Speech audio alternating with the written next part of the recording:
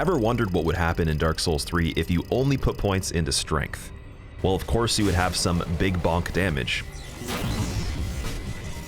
but you would end up dying pretty quickly because you wouldn't have a lot of health or stamina, similar to a level 1 character. Now, what would happen if I combine that with going as fast as I possibly can to beat the game? Being a previous speedrunner, I was very curious of combining this challenge and performing a glitchless speedrun of all the bosses in the game, and the time that I actually got on this strength-only speedrun actually did surprise me. I hope you guys enjoy. Strong speed with no capitals to see if that's maybe luckier, even though that was just purely just bad skill there. Let's see. Same dude, but we're gonna change his color a little bit with the glorious settings that allow us to do so. Now he's bubblegum. Yes, there we go, catchy. Sounds distorted, yeah, so that's just from refreshing.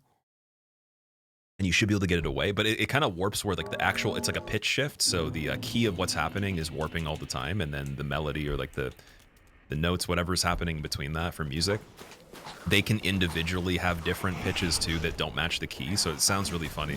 It's not just like an overall pitch shift, it's like, it's really, really strange how it works. That's why I think it'd be a cool tool to be able to use as like a plugin for music. There's probably things that do that, but it sounds more like it's scrambled when it comes to the pitch ranges. Is there a split timer for this? No, this isn't like what I would call a real speedrun. This is a kind of speedrun that would make people mad that are like elitists that only speedrun, but the people that are cool that speedrun wouldn't care. They would just call it what you'd say is a meme run. So it can't be taken seriously enough, but it is a challenge that's genuinely played just by itself anyways. So a lot of people that do this will just do it as a challenge run. It'll probably take them, you know, a lot of hours, maybe over 5 to 10 minimum. So I think that for us doing it in like a really quick time frame, it's kind of cool. I haven't seen that before, and I've always wanted to try this kind of stuff. Just wasn't really sure what weapon to use and, you know, what stats and all that, but we did the luck one, and the luck one turned out to be pretty quick, so I'm like, dude, we gotta just speedrun every single stat. Can't just do stat for the challenge, like only investing in a stat for the challenge on this game. I think that's better left for, you know, like Elden Ring takes so long, you can't really speedrun that type of run unless you do one weapon. But on this one, it's fun though. With that being said though, I do have an idea on Elden Ring that I want to try that will combine this kind of thing with something else that's ridiculous. Is there a low percent like in Hollow Knight? Do you mean like mandatory stuff without actually playing what developers would intend to be mandatory? Kind of like skipping stuff you'd normally have to play? Because there is a teardrop. I think teardrop category is the closest thing to a low percent. Because a lot of it is out of bounds.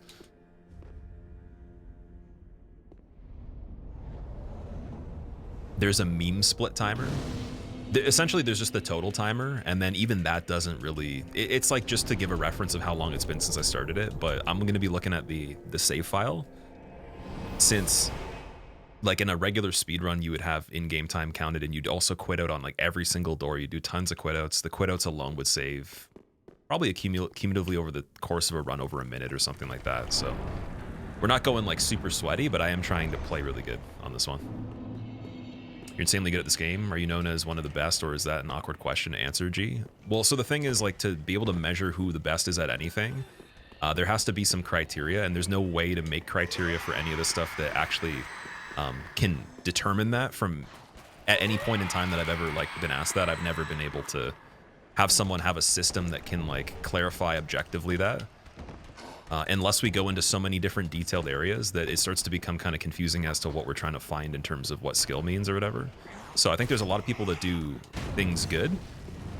There's a lot of people that do things their own ways. There's a lot of people that are good at multiple games. A lot of people are only good at one game. But then even within that, it's hard to determine. Because let's say someone would say, oh yeah, you have to have a world record. Okay, well then what if you don't have the world record forever? Are you not the best anymore? So, like, to me, the way I look at it, if you have a world record, it doesn't mean you're the best at the game at all. It just means that you're probably pretty good at the moment at that run, and that's it. There's so many other factors that, like, it makes it almost not important to really ask that question, because then at the end of it, when you go through all the details, what are we even trying to find, right? If I was asking you who could you know, be the best athlete at a thing. It's like they're only doing one thing. There's not really, nothing changes. They just have to do the thing that they're doing better. Whereas when there's so many different ways to do this, like you could do PvP, you could do PvE speedruns, challenge runs, modded playthroughs, tournaments, like freaking, there's 7 games, you know, there's like tons of stuff coming out and different measurements of that. So I kind of just look at it as I'm trying to essentially be better than I've ever been all the time, constantly, in some capacity. So right now that's minimal practice, throwing myself into a situation, performing better than I would have if it was the same thing before, and then also being able to have a higher amount of versatility and diversity, because there's tons of things I want to do that are diverse, but there was no justification to do it because I would only do one thing at a time previously. So that's just where I'm at. I'm just really trying to get very good at the diversity of it for all the goals I have. And there's people that are also doing something like that too, but I don't know if they look at it as like that you could compare it, right? But I can totally compare something that's like one-dimensional.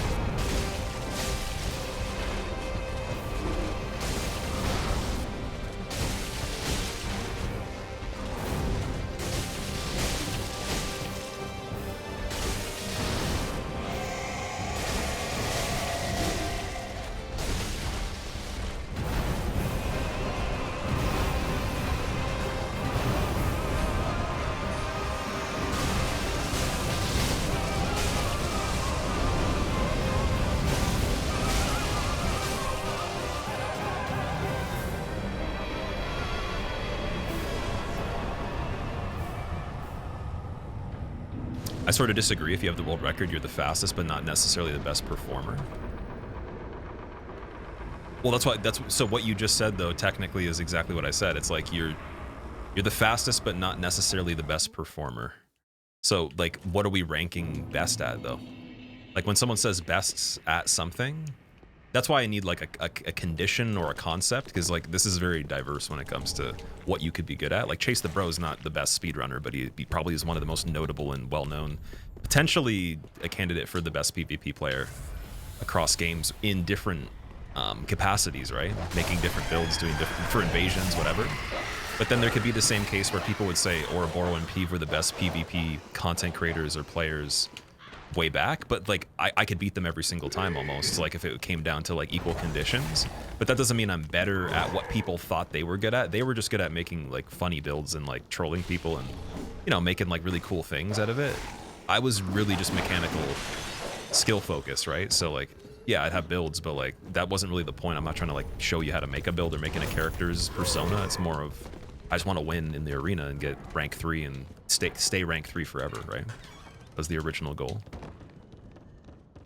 That's a Brotherhood of Blood arena, by the way. Like the ranking is just, you have to get consecutive kills at all times. Your ratio has to be like, let's say 150 kills plus over how much you've lost. Every 50 is 1 rank up, but you have to be 50 positive. It's not just 50 total wins, but 50 more than you've lost most recently. So a lot of what I was focused on was just going on streaks of not losing in general to anybody. And then the best player would go on streaks of like 100 plus with the spoon, like just the ladle, like have to hit people, you know, 20 to 50 times, and then they can kill him in 3 hits, and he'll go on 100 plus win streaks. Any player, doesn't matter, you know? So like that kind of stuff to me would make you the best PvP player at the time I was looking at that. But nowadays though, you could say someone that makes the best build or the most creative build and uses it in ways that's the most entertaining, or, you know, again, has the funniest or like the craziest invasion scenarios. Sunlight Blade top 10 kind of stuff versus like actual underground players that are, you know, not known, that are really good. How do you prevent the dogs from getting aggroed there? They still aggro no matter what. It's just random. I just have to watch out for them. Like a lot of the stuff I'm doing so far, I'm just kind of freestyling. Hey, Squill and chat. Oh, dude, Laguna, thank you for the tip. I really appreciate that. You didn't have to enter by saying hi with a dollar figure. This isn't one of those streams where you have to pay for song request or something. Will Lito's Great Hammer be a good choice in this run? 60 strength B scaling. I don't think it would be better damage per second than the Exile Sword, but it could be used for sure. Like, it could be pretty good. This isn't like a run where I'm trying to purely lean into like the challenge side of it. I actually am trying to be really fast, so one of my things is I'm not going to switch the weapon. I'm just going to use something to be very fast the whole time. And part of that's like, you know, I'd have to go stop by the upgrades, get Leto's hammer, which I think is a little bit off the beaten path. But yeah, in the future, if we did something like this again, like where I have the opportunity, I would definitely use that. Because I like that weapon. It's a good one. Lion, you love the daily streams. I'll try to keep it as daily as possible, but I think that the only way I can actually make everything work that I'm trying to do is I literally have to do 6 days a week instead of sometimes 7, because we get into a situation where I could do quite a lot of stuff, and then that extra day would have been nice to like prep for other things, because like I don't think I can manage to do everything on the stream that I want to do. It's like I do have to do stuff behind the scenes to make the things possible. Otherwise, you're going to see way longer time frames of being able to like get started with certain stuff, and I have to actually figure out if things are even possible, if they're a good idea, if it makes sense. So I think that extra day helps with breaking up some stuff. So I'll probably end up taking off 1 day per week. Ideally, there might be days, there might be weeks I have to take off more. There might be weeks we have to take off the week, but yeah, I would love to actually keep it daily if it made sense. It's just really difficult to to do that. I think I need more people doing things for me that I still have to do anyways to be able to like maintain that. Need like probably a 3rd editor, and then maybe like a shorts person, and then a back-end channel prep person that also has the same mindset, that, and then possibly even like I could take a storyboard and some rough ideas, maybe even a script writer. I know some people actually have paid script writers. I don't even know. Also, I'm getting a phone call. I'm going to try my best to handle it on the phone while I'm playing. Hello? Yeah, I'm busy. What's going on?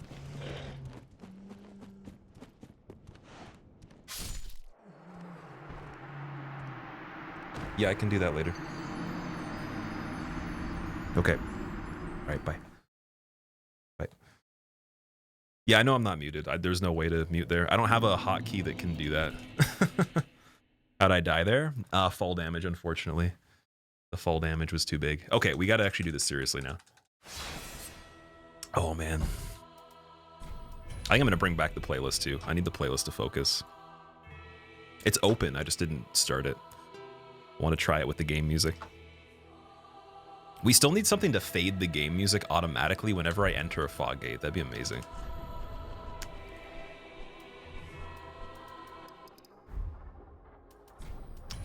Right, back to the good old playlist. Yes, indeed. Gotta stop resetting this too. Little jump because of fall damage. So it wasn't a jump, it was just like you always take fall damage there. I didn't have time to look at the health bar. I was trying to focus on the conversation, so like I said, if I get a certain call from somebody in particular, I do have to answer no matter what, just in case it's an emergency. Strong Speedy, there we go. Yeah, usually that won't be a problem, but sometimes it's important. Broken ankle, yeah. If we were trying to justify how the person actually could take damage there, they just had a faulty landing and they twisted their ankle. Yeah, that is true. I like to screw with people. I don't really tell them the answer because in my real life I've been hassled so much about that it actually gets boring to just hear people like spend so much time trying to figure that out for no reason and then not have any single care about like having a conversation about regular stuff or anything to do with me. So it's kind of like a thing where when people talk about it on the stream, which also has been exhausted quite a bit in the past, I just don't say anything. I'll just be like, I don't know, what do you think? Or I'll get you to guess. Because it's happened for my entire life forever. Like, it can actually kind of distract certain situations too. Like I was telling a story, I went on a vacation and I went to a restaurant and the people at the restaurant were all just like being super weird because they were apparently trying to figure that out the whole time. And it made the experience of going there worse because like they're just being strange and staring and, you know, whispering. And then I finally, like, you know, the guy that I knew that worked in the area, he showed up, I guess, and he was there. He owned a business nearby that I was a customer of. Me and my buddy were on like a trip and we used his jet ski service. We rented jet skis one time. And he was there just getting food too, but he knew, I guess, the owner or the people that worked there, and he was also trying to like figure it out. And then I walked by him and he's like, so we were just trying to figure out like where you're from or whatever. And I'm like, I was just like laughing immediately. I'm like, why does that even matter? I don't care where you're from, dude. Just keep doing what you're doing.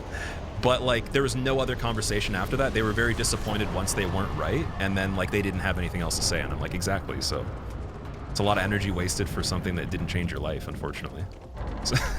So I have a funny little kind of stipulation with that. It's obviously, I know you guys aren't trying to be weird about it. It's actually something that people get curious about, so I get it. But I've had my fair share, and I'm kind of just at the point where I'm like, let's just screw with everybody. Let's literally just make everybody have a hard time for no reason. Because this is very fun. Okay. Not dying on this one, man. No deaths. Until maybe after we beat Cinder.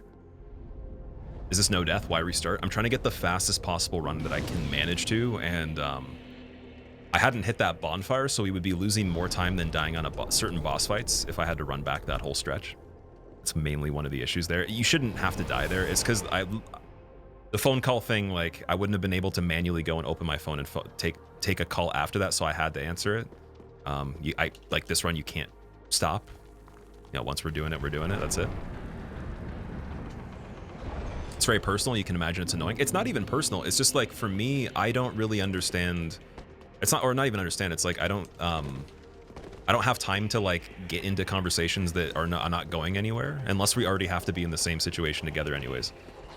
Like, so if you genuinely have interest in like conversing and like, you know, connecting, that's different. But if it's like, hey, we're just trying to figure this out, it's like, well, you could have just asked me that right away, and then that's cool. But like, it was just, the way they did it was so weird. I was like, I could see where you like where your entertainment sources are. You must have a very eventful time, you know, spending that wondering so much about all these things like that don't matter.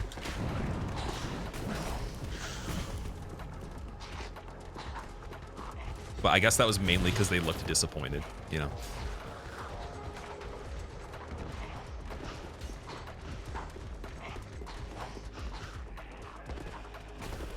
Need AirPod? Yeah, I don't have AirPods, man. I have to have the headphones for the stream, right? But like, I'm not expecting that I'll have phone calls every day. Like some days we don't at all. It's just, it depends if it's like, you know, someone important, family, whatever, then I do have to answer that. So I had situations where I didn't, and then, you know, I missed out on something that I could have helped with.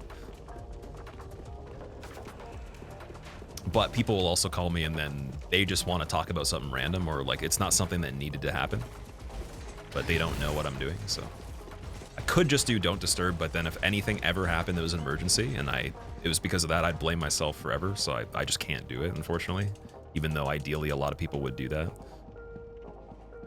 Prefer earphones over headphones. I like in-ear buds way more than over-ear. But I also haven't had a pair of over-ears that are comfortable though. Like mostly every single pair I've tried, it's been less comfortable, and then the ones I have now, they actually hurt the outside of my ear. So I only wear them for like playing Clone Hero, because I have to, you know, have something that can hear that wider range of sound with that. It's a little bit clearer to hear, and I also can hear through them, so I can hear the actual real-time hits on the kit, so I know if I'm good or not. But I'll use it just for that and for playing drums. That's it, and recording guitar, or not even recording guitar, only to listen back after I've recorded technically. So that's about it. And those are Audio Technicas that are over ear. I've been told that if you invest in some crazy ones, they're pretty comfortable, but the problem would be that I'd have to try them out first. And sometimes it's really hard to get an idea, like if you go to a store and try something, like of how it's gonna work out long term. So yeah, I always buy the same headphones. They've been really good. They last pretty long, actually. And they sound great. And they're good for music, too. I just have to recheck the audio sometimes and monitor it with other stuff later.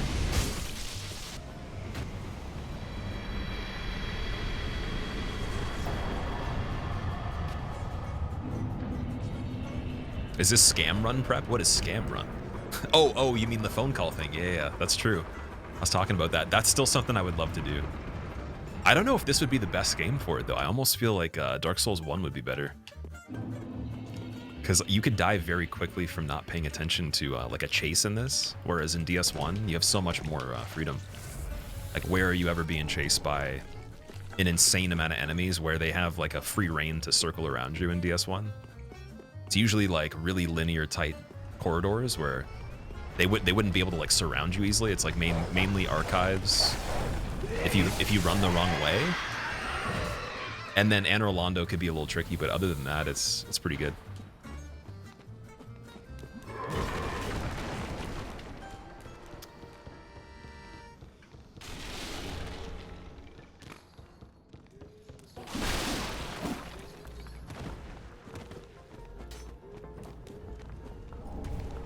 Brandito did the lid skip on the eggs. Nice. So you made them anyways, or were you already making them and then you didn't have the lid? Well, super weird about it all the time with your girlfriend. We appreciate you taking the time to answer sincerely, a genuine interest. I mean, like, I could tell you like at some point, but like it just is one of those things that I don't know. I have no interest in general about that at all. I think that we said before, there's like a lot of different places in the world that are cool, and there's a lot of different storyline and culture or whatever, but like there's certain things where like that doesn't actually change the scenario, so knowing it doesn't mean anything. And I have genuinely zero interest in that regarding anybody. We're just all humans, right?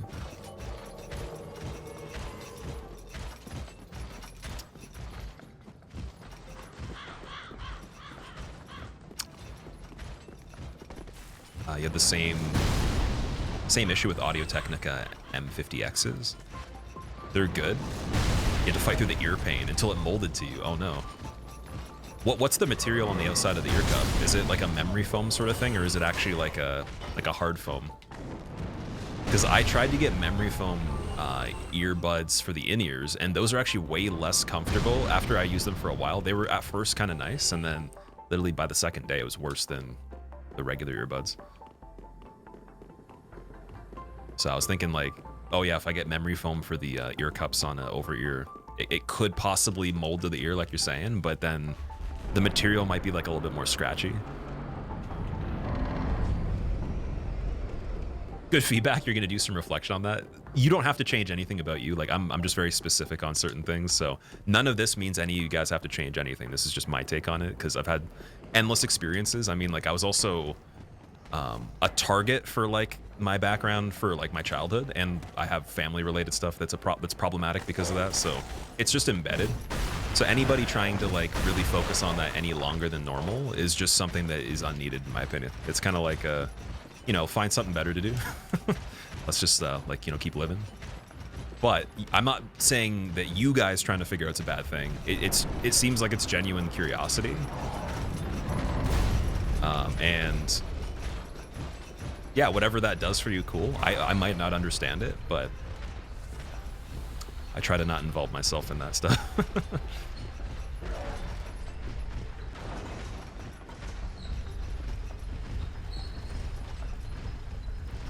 Is the bone shard near the white tree useless on this run? The bone shard, I think it's pretty decent to go and get that if you want to spend the time. But because there's other bone shards that we're going to pick up that are in front of us, we don't really lose much not going and getting that. It's like pretty much, I think it's actually quicker if you're going through that area to skip that one, but only by a bit. So like, let's say we had one extra by the time I get to, I'm trying to think of where we would get the third, we get the first one. Where's the first one? First one's settlement, right? I think. Or I think we have two. We have +2 later on in the any percent. So if we had +3, I think +3 is all you need, and you could do this whole run. Like, it's pretty safe. So what I'll do is I'll go grab that one. If by the time I have +3, I'm feeling that, you know, it's too late into the game and I've already died because of having +2 before that, I think that's when we would switch it up. I think that's a great part of life. Then if people ask a question and get some specific feedback, it is silly of you to not reflect on it. That's fair. I just don't want anyone to feel bad because I'm genuinely not saying any of these things to criticize your curiosity. It's mainly I can't bring myself to be involved in that because then it just takes too much energy and time and attention. And it doesn't do anything for either party, unfortunately. Unless like you're actually needing to have that question answered for something that progresses the situation. Maybe, you know, you're trying to set up something, or maybe you're trying to learn something or whatever, and you need to know those details.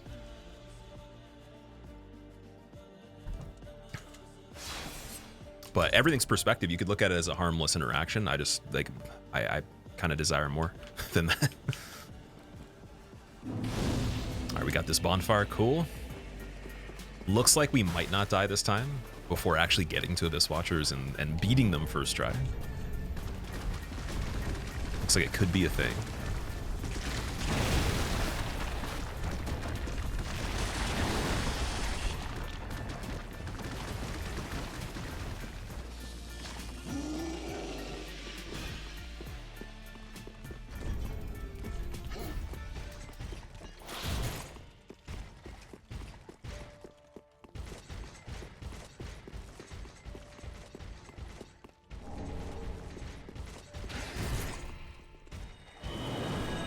Nice, that was really good.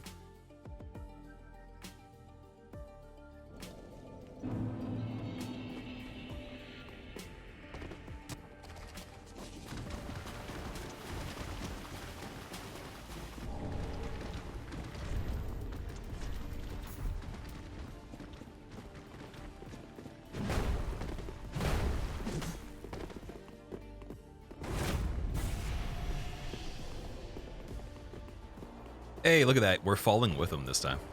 And he died. So the fact they can survive from the 1 HP is the part that kind of is weird to me. I've never figured out why that's the case, and we've talked about it a lot, but I have no clue how that works. I would love to learn about it, though. I'm trying to take the center of a piece of bread out in a circle shape, butter up a pan, drop the bread in a pan, fry an egg into the bread. That sounds amazing. I've seen people do things like that where they just like, you know, make like a pocket in something and then they fill it up and then, you know, bake the actual bread with the thing inside. Or bake like a, you know, you could bake a cake like that in certain cases, muffins, whatever, but I've never gotten that wild in the kitchen, I guess. How do you talk so much anyways? Baffles me every time I watch you. So many conversations die on you because you don't know what to say. That's just how my brain works, dude. Like for me, if I didn't say a single thing, I would have already had like an entire like dialogue of different things happening that I've just witnessed with whatever situation I see. So if I look at like, let's say like you could have someone, I don't know, let's think of something that's not even a person. Let's just think of like a nature scene, you know, like there could be like trees, or it could be the sky, or it could be anything. I could tell you like quite a bit about what I'm interpreting from that, just because there's usually always some sort of interpretation. Which I think a lot of people would have, but if you're more so not focusing on the thing, then you just have to ask yourself, what are you thinking about, right? So when I think about things, I'm usually, like a lot of the time, I'm literally just focusing on whatever's happening, right? Sometimes there's times for like thinking ahead where it's like, okay, we gotta do this thing next, but usually it's just like, okay, let's see what's going on. So if you give me a piece of information, let's say I have experience with it, or we've already talked about it, I've already contemplated it, of course I'm gonna have an answer that's different than someone that never thought about it. Because I probably already lived the thing, whether it was from the perspective of being curious about it, from actually doing the thing, from someone else doing it, me learning about it. And a lot of these conversations that people say that about, at least, it's usually just my involvement with the topic is more than just, you know, nothing. It's something, so.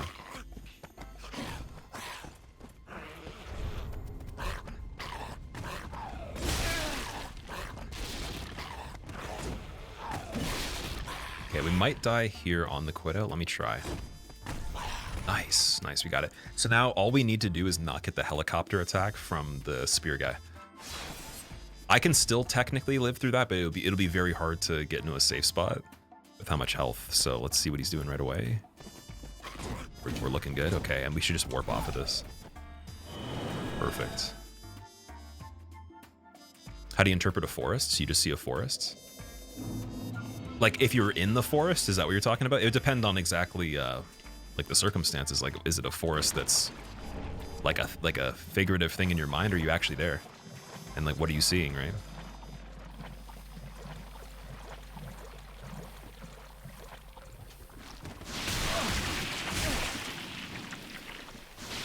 triple snail hit. Oh my god. Is this a randomizer? No, no. This is strength only, and then I gotta speedrun the game. Can talk about anything in a forest, lots to look at. Exactly, yeah. Like whenever I would go for like any kind of hike through a forest of any sort, even alone, like I would have so many interpretations of stuff that, like sometimes like you'd miss so many things if you didn't even stop and look. So there's like endless stuff going on. It's just depends on how much your attention's on it or where your brain is. So what I would ask you is, if you can't interpret stuff, what are you thinking about when you're in a situation then? And then you just have to, from there, that's where your attention goes. So that's what you're prioritizing, right? And then there's your answer. That's why maybe someone would look at the situation and give input for a certain reason.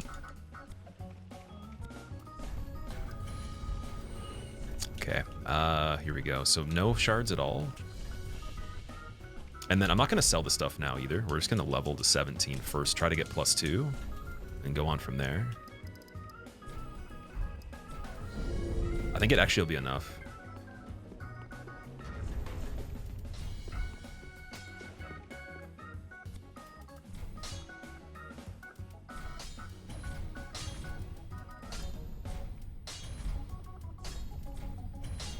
Perfect.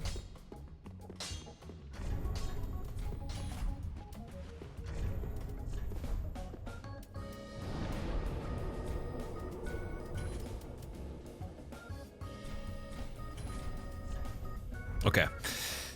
See if we can get Abyss Watchers before 22.5 minutes. I think 23 to 24 is a good average time that we usually get them within. I guess before we even get there, we should probably do light equip load, and then the Fallen Knight set, definitely. Which weapon will I finish with? I'm using the Exile Greatsword the whole time. This is, like, because it's a speed run, right? So we're trying to be as quick as possible. If I were to take time to set up another weapon, it's already slower than even if the weapon I was using wasn't as good, mainly because of the extra time taken away. I think this weapon, if we're comparing it to like some of the best strength weapons, it's probably only marginally worse. Like I think it's B scaling with the heavy gem. It might even go to A scaling. It's possible that it goes to A scaling, and I didn't remember that. And it has a pretty decent animation time, a really good running attack, a great running attack. So I'm pretty happy with that. But if there's a way in the future, if we ever did this again, or maybe we did a dexterity version or something else, and multiple weapons actually helps, then 100%. And I'm sure there's probably even another weapon you could do this with and still be pretty quick. I just like how early this one is. I also don't like how it didn't go on the character. It's really unfortunate.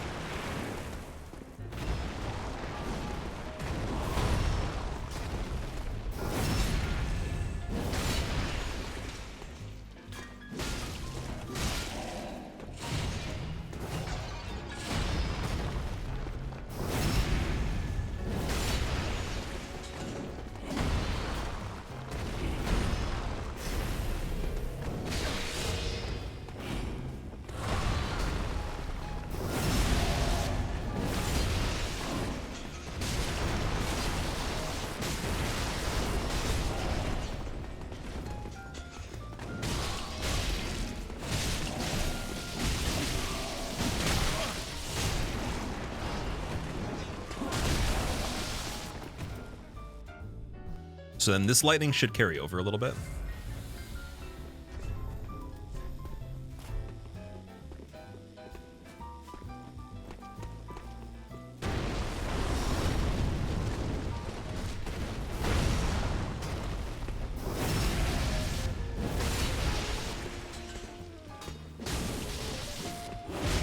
Dead? No. Still good. Oh, got the backstab too. I'm gonna heal off this one.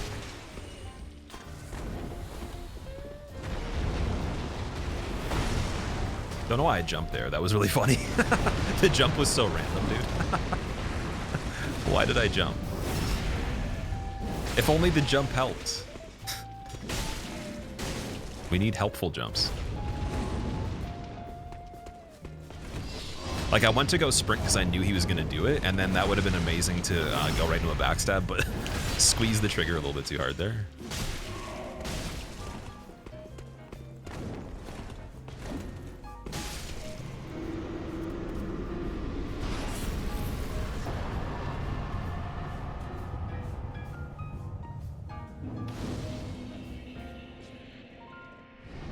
Did a jump flex mid-stream, mid-speedrun? Yeah, the jump flex, that's funny. Ever tried broadsword with raw gem? Tommy, yeah, so every time you do level 1 runs, typically that's the setup for it. Although, I can't remember if we would use a raw gem on it all the time, but I've used the broadsword probably the most out of anything in the game, next to... Like, Sellsword Twin Blades might actually tie. It's hard to say what one I've used more. Oh, this is bad.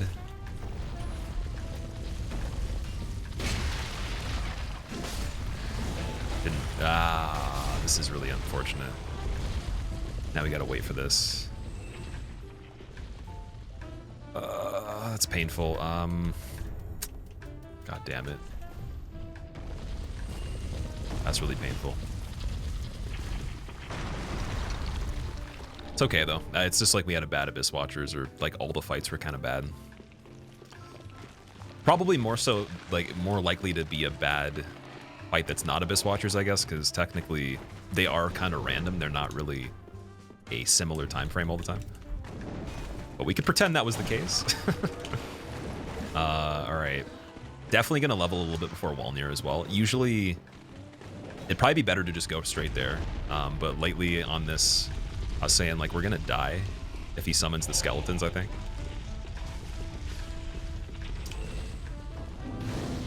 And then we don't have another large shard in general, so we can't get a upgrade for that. Just gonna go back and get levels, that's it. Gonna be machining a gift for your girlfriend that you program. Tybalt, what is the gift supposed to be, man?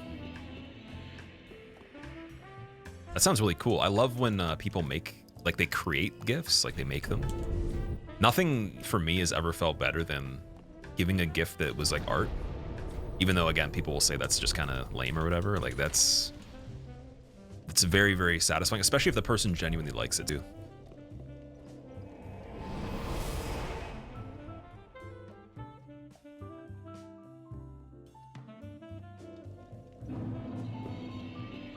What do you think of Black Knight Greatsword?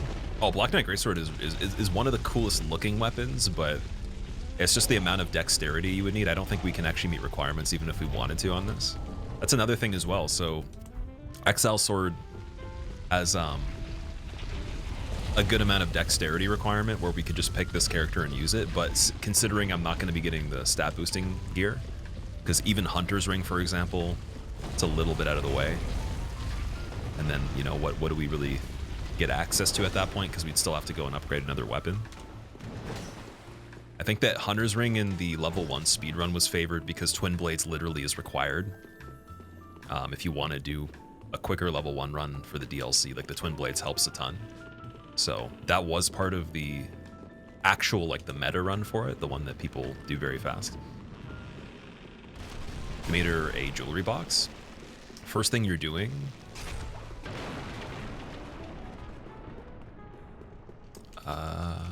you hope you get it right. Oh, first time making it. Okay.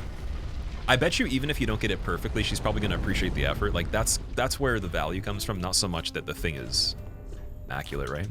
I think it's a cool idea.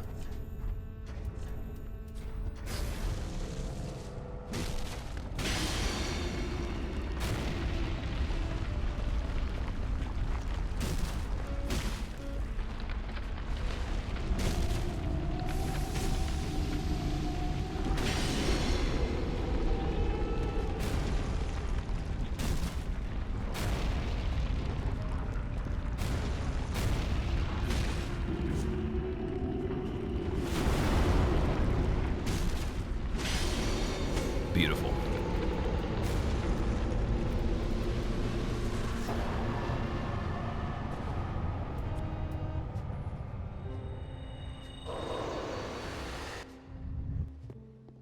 Okay, so Smoldering Lake we do have to do because Old Demon King, and it does help because we have to get the large shards if we want to boost to +5 or 6.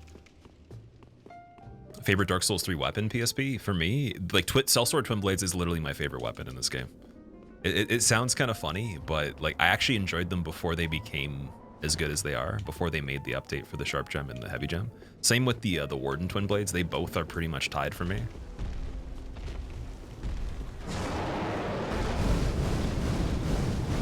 Just the actual animations they have and the way they had it set up. I guess when this came out, like that wasn't a thing in DS2 or 1, unless you could do power stancing in 2, but it wasn't really the same, right? So it's very cool. Yeah, we're betting big on this because I actually am just gonna run the whole thing, and we're not getting the bonfire there.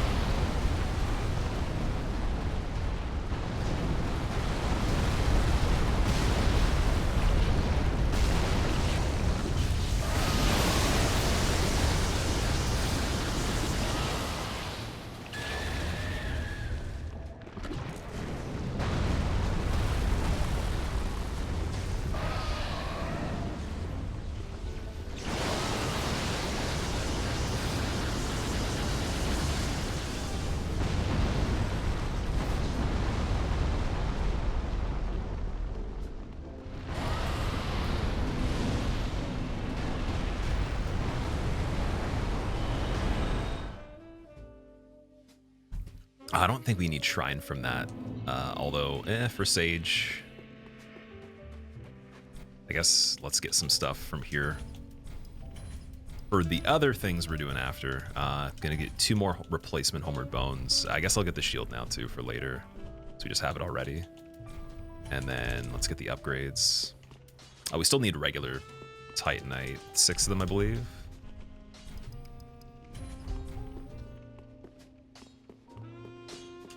And then there's no more shard, okay. For the Estus.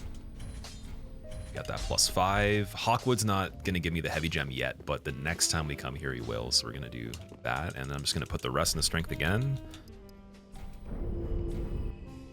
It's a little bit of a better, like the Firelink segments, they're not great at all by any means, like they're still really bad, but way better than it was before. Like I'm starting to remember the bonfire flow too, so typically the way speedrunning is on this, like there's no way I remember the name of what the bonfire is, or even like the picture in my mind doesn't pop up. It's more so just how many inputs it would be from wherever you default on the menu, on the shoulder button, and then how many up and down. So I'm getting the flow of that a little bit better now. Like, it's still not accurate, like one-to-one, but it's like the rough ideas in my head, which is really good. And we don't even, again, this doesn't need to be this good. I think it deserves it. If we're gonna do like purely a strength run, strength's not like the most complicated thing. So like for this game and the way it plays, I think it deserves it, because we can do it. Just want to keep the deaths really low later on. That's the only major goal here. And then just make sure the beginning is great.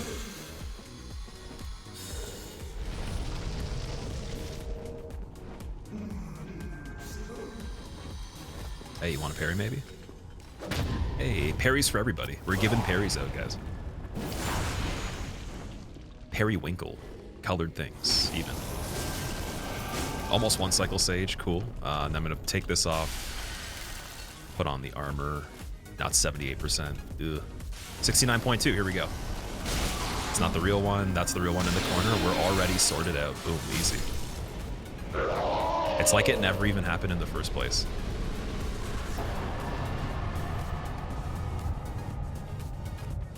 Oh, we don't need the dagger yet, actually. That was really nice. That was a good Sage.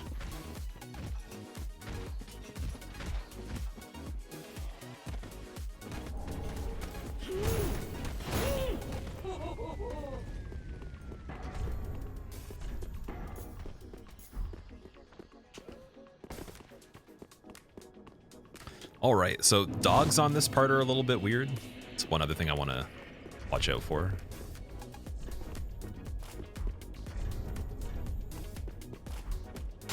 Oh, this guy's also gonna end me completely, dude. Are you serious? Don't throw a knife. Don't throw a knife. That could have been bad.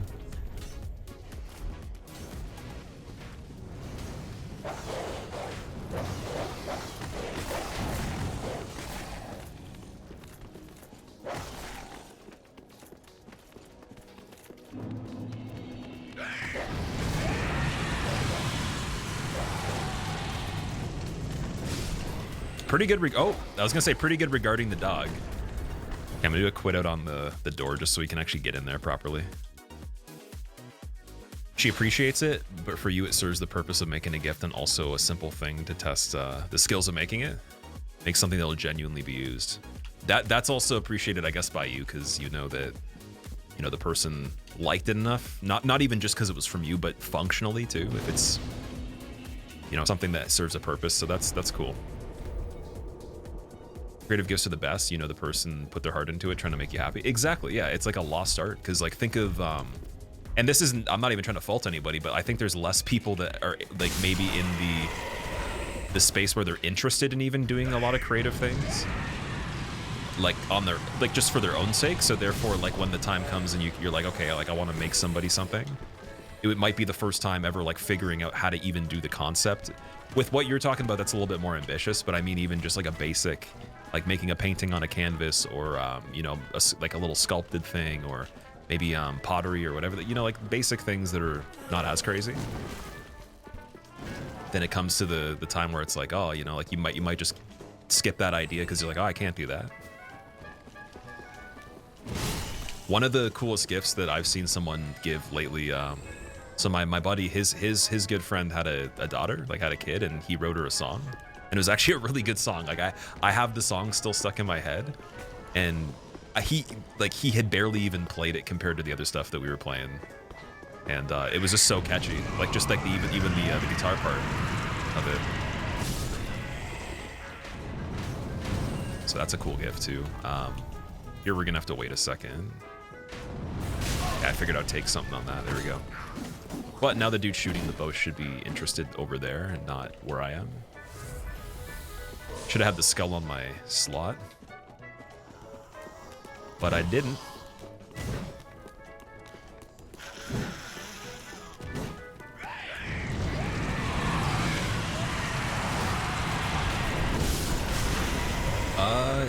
Oh yeah, we're quitting out on this door too. We gotta quit out on this door.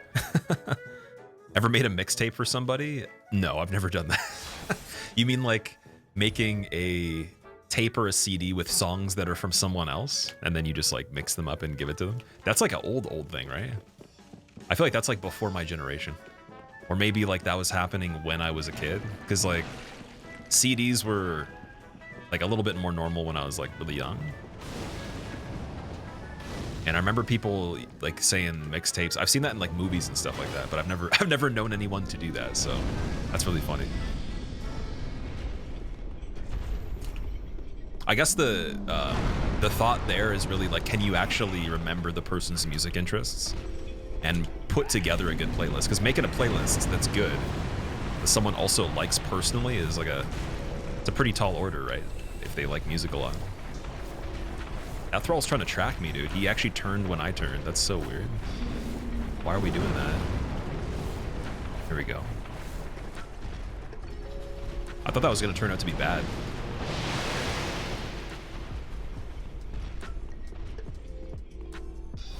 Because usually if the thrall is blocking me there, like he can kill me very fast.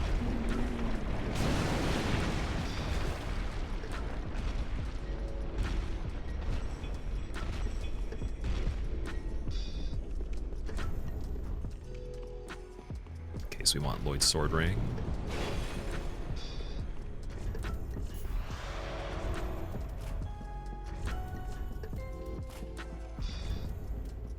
Why am I 70.8? Oh, just with the ring it's 70.8, so we need Herald set.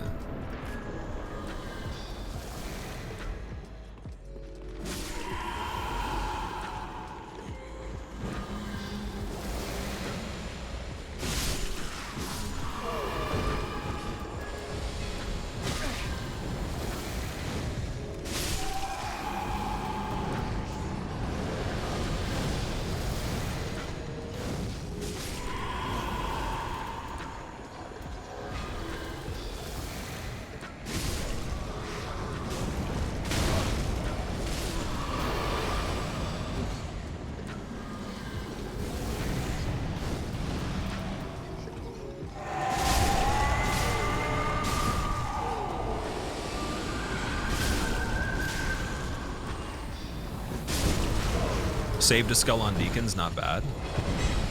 Nice. Okay.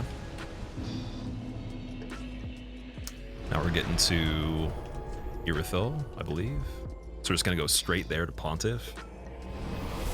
I can technically kill Pontiff as is, I believe, so I don't think we're gonna have to level yet. I think we can just go right there at this time. Merlin, what's up, man? An X once crocheted you your favorite Pokemon. Best gift you've gotten your whole life from by far. That's actually pretty cool. Yeah, like the handmade stuff is usually the best. Dude, I have things that are crocheted that I bought from a lady at a convention, and they're still some of the coolest things I've even seen someone make. Because, you know, she asked next to nothing for them, and she's made them for everything you can imagine. Like any Marvel character, any DC character, any type of, like animes, like any type of game. Like she had everything. And the booth was like popping too, so it was good to see people were actually fighting me to buy. Like there was a guy and a girl that were mad that I got one of the things that I got because they were looking at it, and I was one person ahead in line. That's how like hype it was. So yeah, crocheted stuff is really cool. All right, let's see. What are the chances of living here? Oh boy, this is the bad part. This is big bad. All right, let's see. We got one blueberry. We got one runner.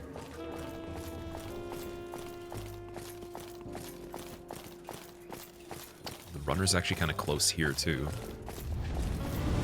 Okay, flame spray. No trails yet. Look back for trail. There's the trail. Wait for it, wait for it, wait for it. Roll. Okay. Blueberry and then strafe. Perfect, perfect, perfect, perfect. Keep going. Hold it. Sweet.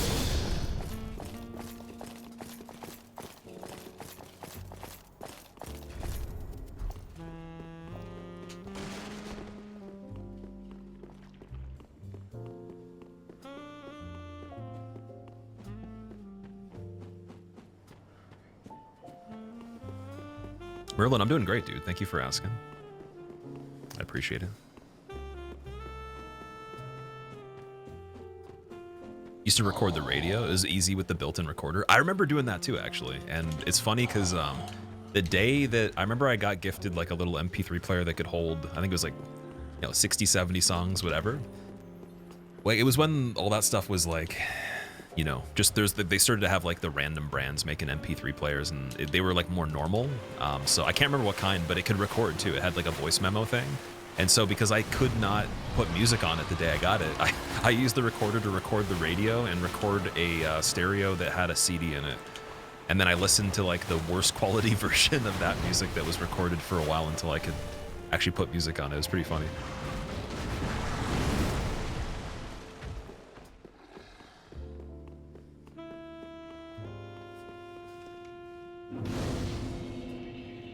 Like that feature is underrated. That's actually a really, really cool thing. Because if that wasn't the case, I wouldn't be able to use it right away. I'd probably just be sitting there being like, ah, man, I wish I didn't even get this. Can't do anything with it. 512 megabytes. This one was less than that. 512 was like, I think 512 was the iPod Shuffle, and I got that right after that one in the future once that one broke. And the Shuffle that was literally just the USB drive looking thing, like that was 512 by default, I think. Or at least the one that I got. And, man, like, that thing was crazy. It was so durable, and like you didn't even need a screen. It was literally just like a USB drive. It was actually so small too that I was afraid like I would lose it everywhere. It's just insane to think that the size of that compared to a phone now too. And that's still old technology, right? And then they made the Shuffle after that one that was like the size of like a big button or something. It's crazy. Okay, skull right here. Skull right here. Stamina. Dog's being kind of strange there. Switching back to less armor for the speed. Crossing fingers for the dog. So it got stuck pretty far. I don't think it's gonna make it. You could hear it really far away there.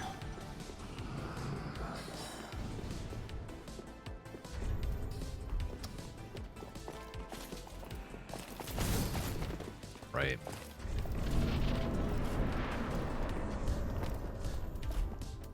Lightning resin for Pontiff, and then 50 62%. Okay, here we go.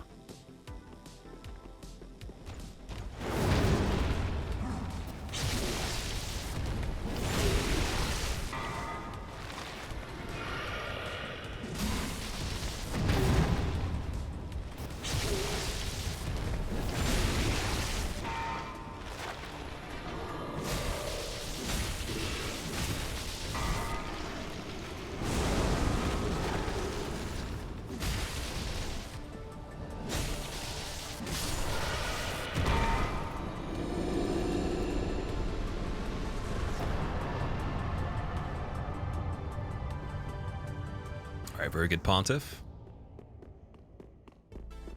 Pontiff actually melts on this run. Like Pontiff might be the best ever, to me at least, on this one.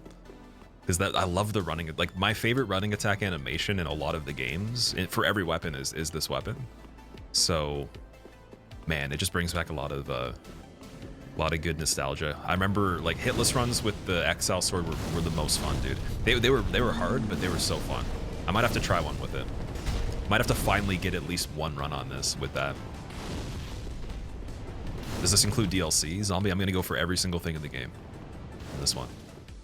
But the order is gonna be any percent's finished first. So Cinder is done, and then we do all the optionals. Meaning that like it's gonna be a little slower because I'll have to backtrack for some things, but not for much though. And then we'll do the DLC 2 at the very end. We're gonna kind of do it in order of each of those. And the DLC's in order of release as well. I think ideally you want to mix up the order a bit to be more efficient, but the one biggest time save I think with that is just the Curved Exile Greatsword. And I'd have to do a skip that gets me out of the arena. Because once the arena is, once the hole is dug by him in the fight, you can't actually get out of there. You're stuck. So you'd have to have the bonfire anyways, right? Meaning you either run back from an earlier bonfire or, you know, you just do the skip. So I got the later bonfire that's still pretty close. We're just going to run there once later on, melt him way quicker than we would earlier, and we make a bit of time back in the fight at least. No YouTube stream. So today, yeah, I decided to not do the YouTube stream. I probably could have, but I think that this is going to be the run that we actually make into the final video, so I was thinking of just kind of keeping it a surprise over here. Also, again, like the channel does suffer a lot from frequency, so it's kind of like, or a certain frequency, I should say.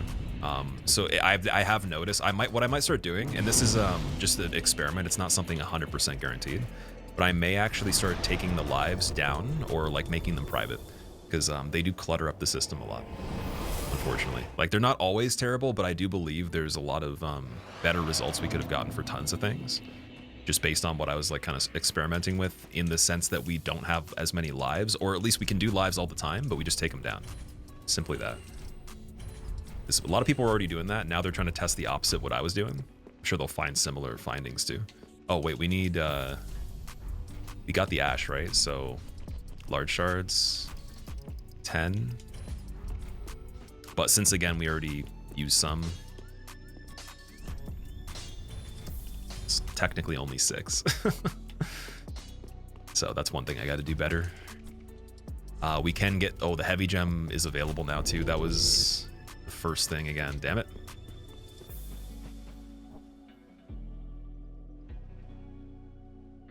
Do you have a goal time in mind? Not really, no.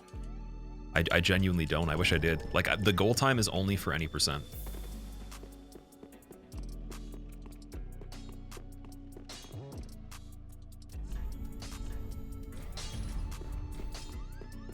Technically, it's faster to Homeward Bone from Andre, like with the save file time, but that's a little sweaty for this type of this type of playthrough, so we're not going to go to that level.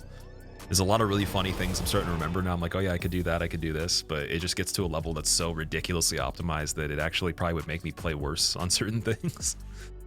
Me trying to do that. Zakura, what's up, man? Welcome back.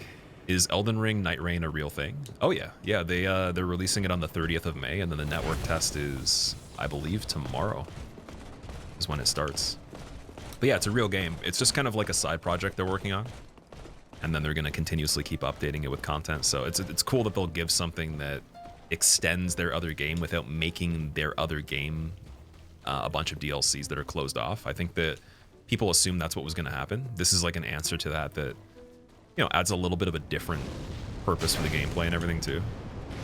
Different formatting. It does compete with some major themes of other games that did really well with those themes, and I like that.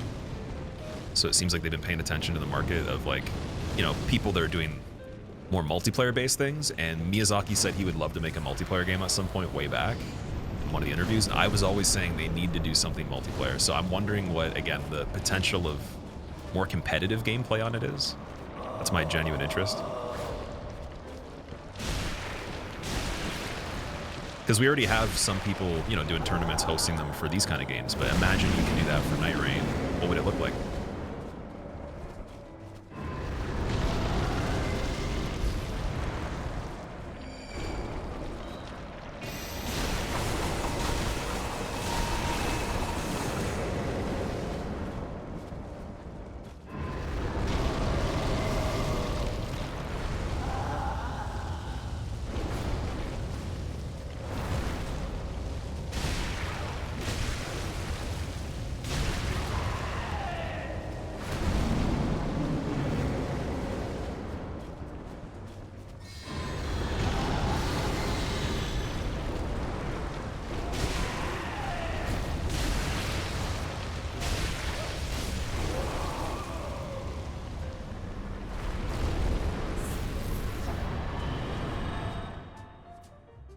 Pretty good. Okay. I didn't have the right buffs, but it's all good.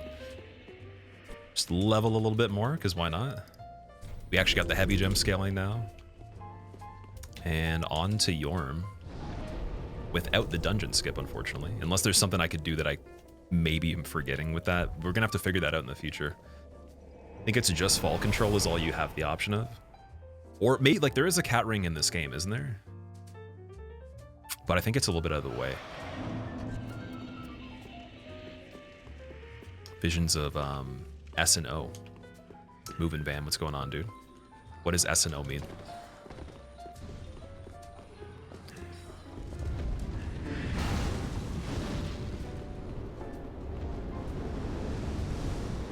How about Elden Ring spin-off? Did you give it a shot, Eraser? It's not out yet, dude. Anyone that played it was invited privately from probably the publisher, the devs, for like a outside the network test kind of thing. So usually what the running understanding is with that, Namco Bandai has like a selection of VIP people like throughout all of time that have always been on a list. Some of them have been on the list the entire time, like they've never left since the beginning. Others they kind of integrate into it, but it's a pretty much like a VIP list that's kind of like a older thing, and they'll always get the like either a chance to like go somewhere and travel to play it early, or they'll have the copy before even there's like a test or something. And so I've never been a part of that group. I think some people think I am, but they did get, Namco Bandai did give me access to the network test that was guaranteed, which is way more than enough than I require. Because I don't even need to test the game. I already know I'm going to play it. It's just, you know, it helps when it's something that I'm not sure about.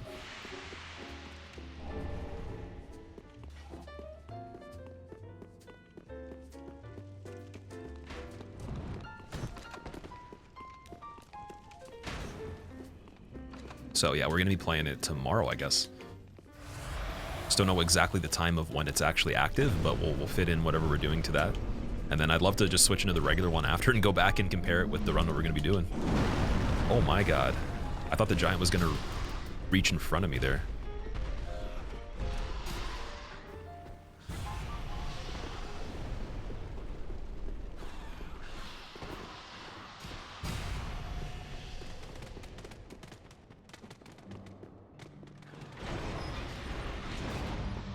Yeah, so if we have some time after the network test, I'm assuming it only goes for like 3 hours.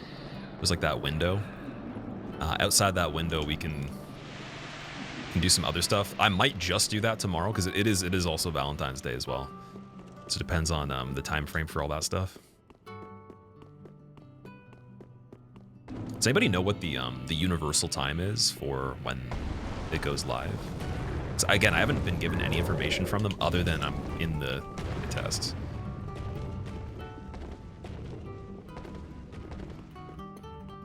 a bit too late to do Cirrus questline for the cat ring. Oh, you have to do the Cirrus questline, right. Right. Door quitouts are the worst optimization. I think for the viewer experience, and genuinely, like, think of it this way. It's immersive if you watch the door open, and you can still take a break and take a sip of water, like stretch or whatever. It gives you enough time to do a lot of stuff. The major problem with the door quitouts that get solved by using them is that enemies will phase through you. If they couldn't collide through your character model, then you won't be guaranteed dead at least. But there's a lot of situations where there's no chance, like you're already dead before you open the door. You just have to wait and see where they actually end up and how they're gonna do it.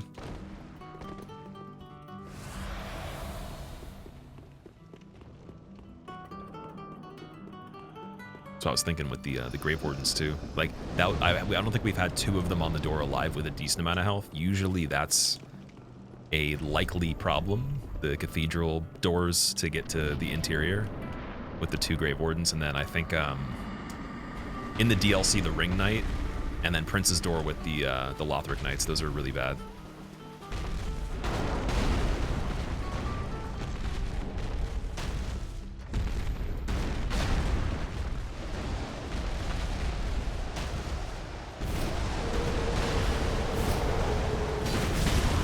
Oh, we got the headshot, dude. Oh, so lucky. Nice. Can we go back to back?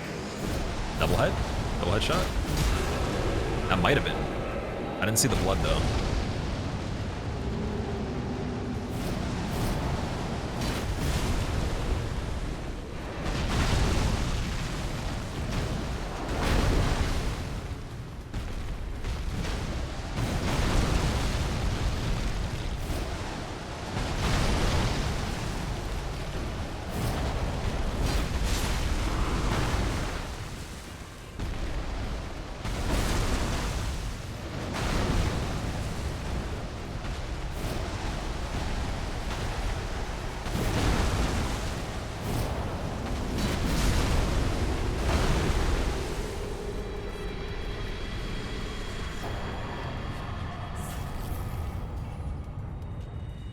Oh, we almost popped Eldritch Soul. I gotta be quicker on that. I have gotten a soul pop on that once. Which version of Demon Souls is harder, PS3 or PS5? I actually don't know. I don't know enough about Demon Souls to tell you that, unfortunately. I haven't played either versions nearly as much as any of the other games. But yeah, that's a good question though. Does anybody know?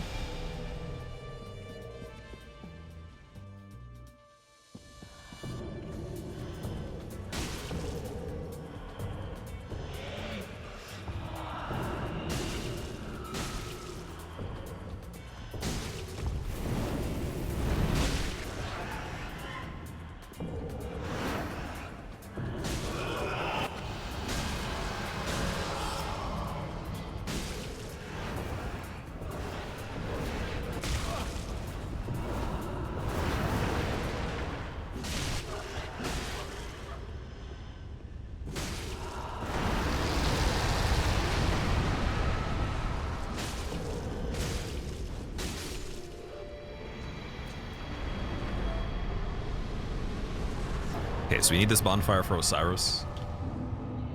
It was a pretty fumbly dancer. I definitely fucked up a lot there, but like pretty good RNG considering as well. Blessing of the moon upon your journey, PSP. Thank you, man. Am I allowed to stream the network test? I don't actually know. Maybe we can't stream it.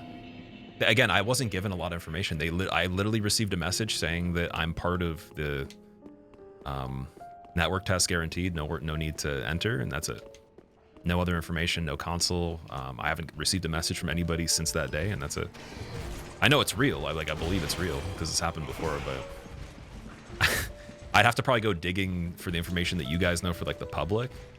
And I'm just wondering if there's anything different with my end of things, because there might be embargoes.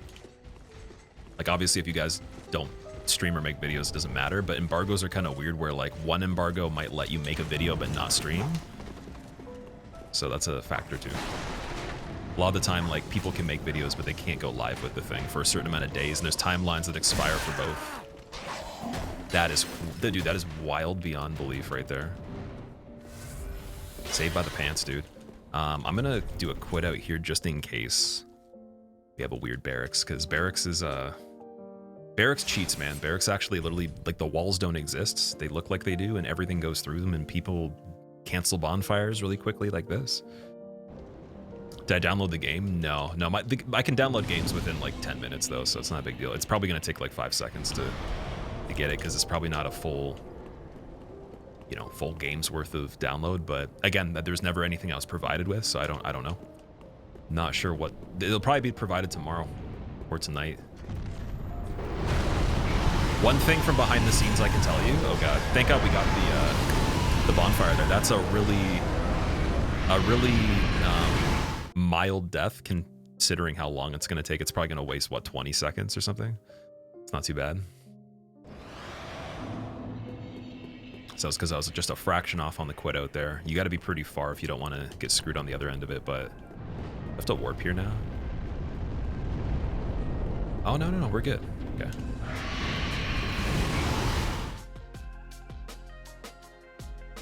Yeah, one thing about the game, like behind the scenes for like publishers, developers, their relations with creators, and like also just the agencies, some things move so slow that like people are chasing down other people for things for like over a year or whatever. You'd think it would be like super timely, but like some of the most professional entities I've ever seen, I'm not talking about FromSoft, Namco, Bandai, whatever. I'm talking about like there's like these big things that are like pretty big in the industry that like they've like done some really unprofessional things time and time again and gotten away with it, and it's pretty insane. Oh, the 0 damage drop, dude. We got the skip on the ledge there. That was sick, man. I've been talking about that the whole time we've been doing this. Like not today, but the other runs. Really cool. That's so basically now we don't have to heal going into the fight, so we can just run in. Which sounds really silly to be excited about, but that's what we're about right here. And it's a little tricky to do that, so the fact I just went for it once and got it, that's really cool.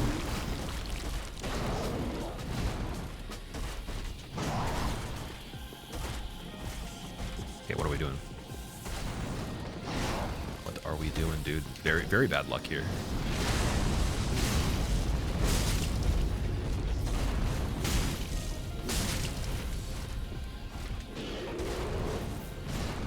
Dude, nothing? No follow-up? Okay, there we go.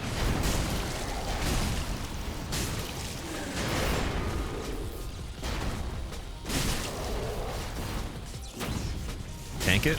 You got backstep, got lucky. Sweet.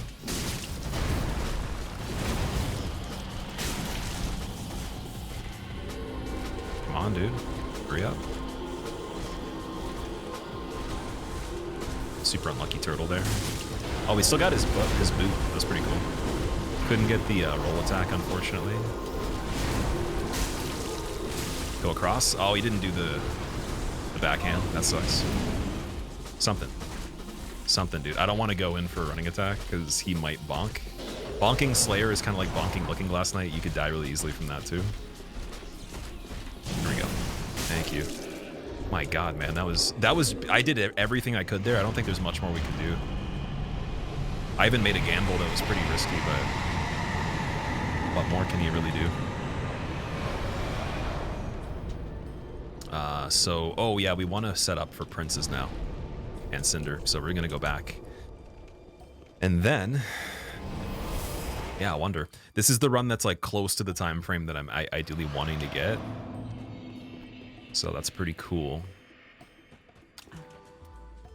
Sell all the souls right now. And we're gonna get materials for later. Skulls and all that for the DLC are gonna be kind of like vacant. I don't know if I'm gonna be able to get any of those, so we're gonna get 4 of these resins, I guess 8 bundles, some more Homeward Bones, and then don't know if I can even get an upgrade for this. Let's see. Probably not, no. Flask, yeah, we could do 1 reinforcement, so that's worth it.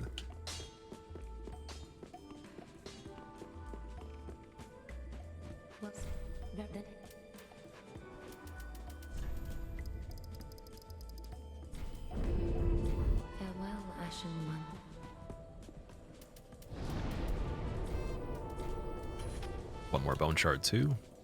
There is 2 chunks for +7 right after this, so if I go get the 1 chunk around the corner from this bonfire, and then 1 on the balcony in the area with the gargoyle, we could get +7 technically. I think unless it's 3 that you need by default. I kind of want to try it out though because it makes some sense. I think it could work. There's got to be some way to, you know, get a +7 pretty passively, because basically we're holding out until Nameless to even upgrade fully. That was tactical. He was so conservative. Yes, that was a very tactical Dragon Slayer armor. Are you making strats and build on the go, or do you have some kind of scheme on this run? We have gone over this run a couple times, but I haven't loaded save states and, you know, like just science the hell out of it. It's mainly just how quick can I play the game currently with my knowledge. Only leveling strength, and ideally to do that somewhat well, I would say you just have to not die too many times and have good movement. And that's pretty good enough. So we're just trying to move really good, have minimal deaths, and then the fight times be a little bit quicker than average. So, you know, not purely back and forth, but strafing a lot of attacks, you know, maybe making some trades if we need to. And then, like, other than that, the setup parts of it are probably where the run suffers a little bit, because I literally have not practiced those things religiously, right? And usually that's where you get the speed on the menus for prep and everything.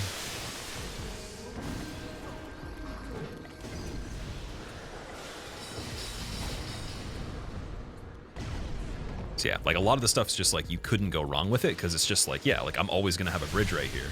I'm always gonna have to run straight, but like the denominations of items, their actual tiles, the inputs to get to them the quickest, like blind off a menu, and then all of the order of operations of who you go to first and why.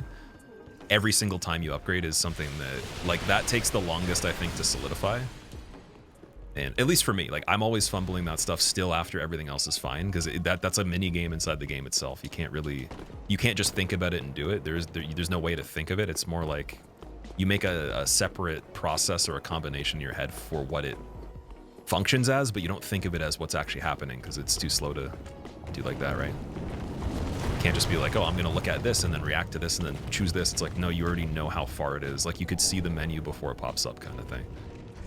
So you know what tile, you know what column, what shoulder button to get to that tab, how many inputs up, down, how many times you have to spam A to not over input or under input, like how to cancel properly without over canceling, like all these different little details that are helpful. So I'm gonna put one skull up here, and then we're just gonna do everything else. Now we're down to no skulls. Get this shortcut.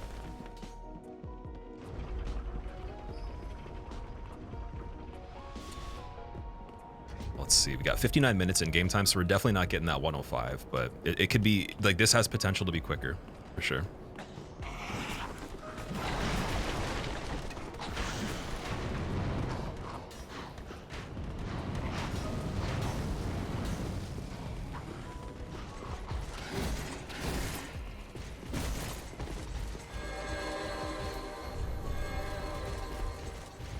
Putting out on the door here just to make it safer.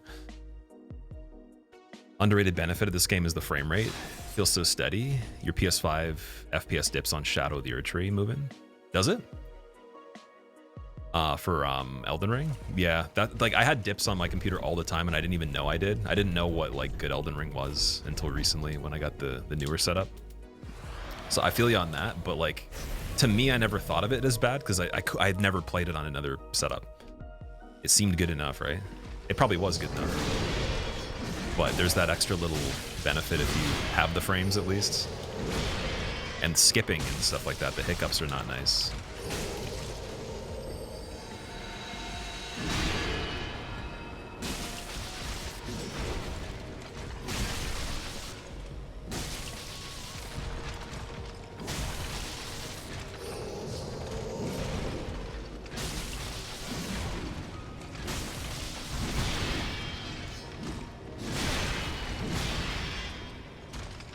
I don't want to kick.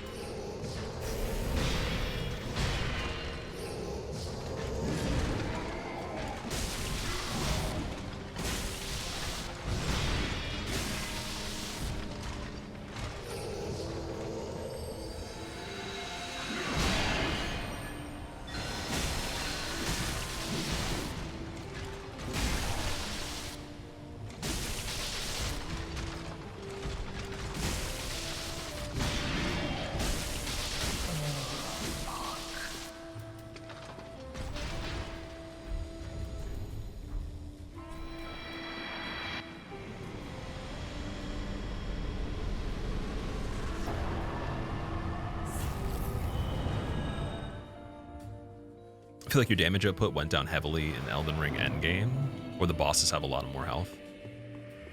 You're at dex cap with the samurai set and the max upgraded samurai sword. If you're using the weapon from the very beginning, like that's another factor too. You definitely want to go with some different stuff after a while, but so that's the thing. If you only rely on stats in Elden Ring, I think that that's actually less effective than only relying on equipment. So if I had to make a hierarchy, equipment means way more, especially if you can play the game mechanically well. Equipment means way more than levels do, for sure.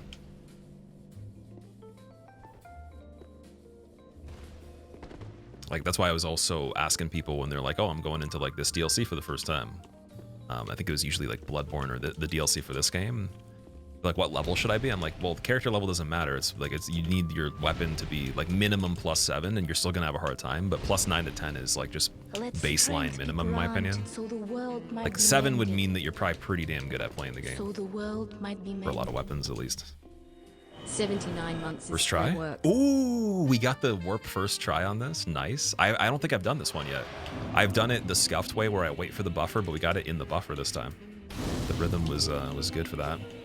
Rex, thank you for the 79 months, man. Welcome back. Appreciate it. Actually, we shouldn't run with that yet. What do you mean by max cap with samurai set? Dex cap would be like, what, 60 or something? Or like the hard cap is 60. I think soft cap is usually 40. At least across like a lot of the games, that's typically how it is. Okay, dark resin here. And we go with gold pine resin.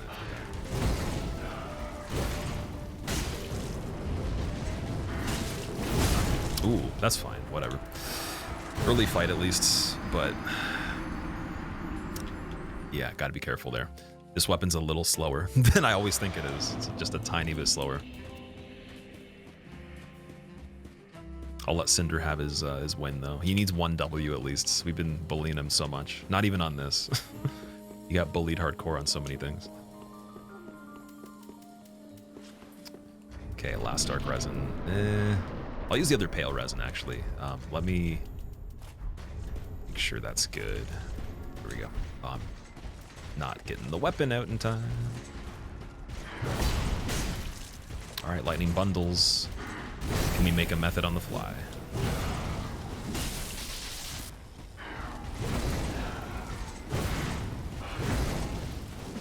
Okay, I need roll attacks on this one, which is kind of crazy.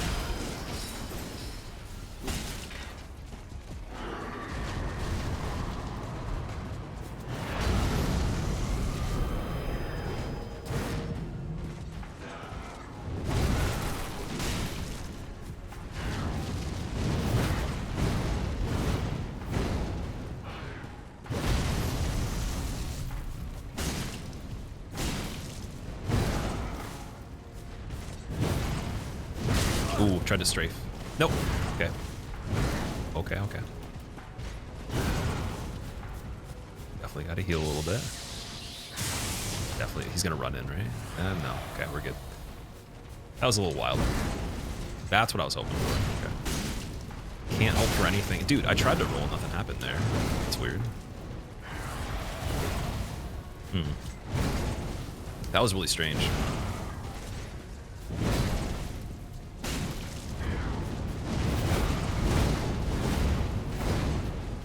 Yeah, it's a really bad Cinder, unfortunately, but we'll take it, though.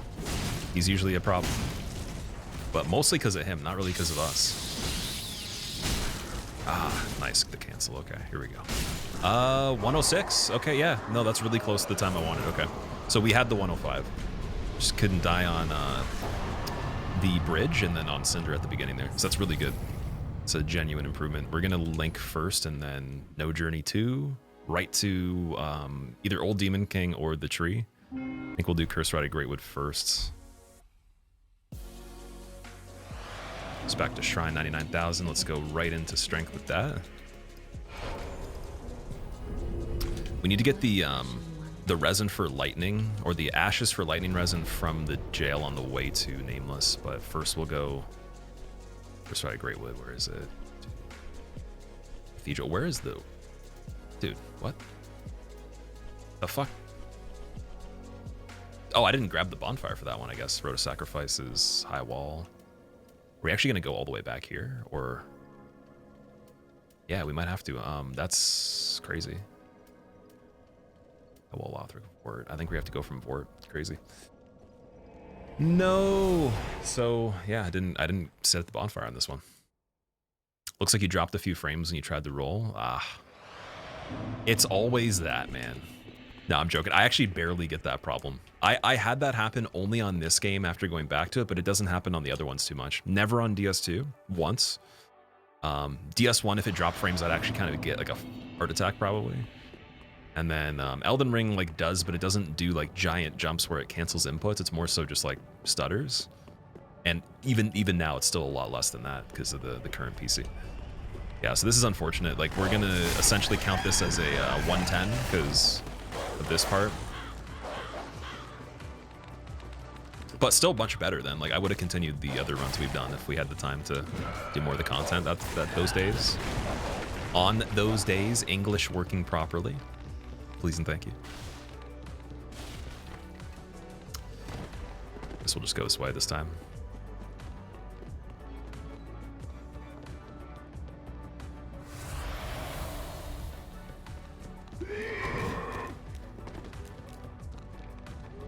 Doing the DLC? Yes.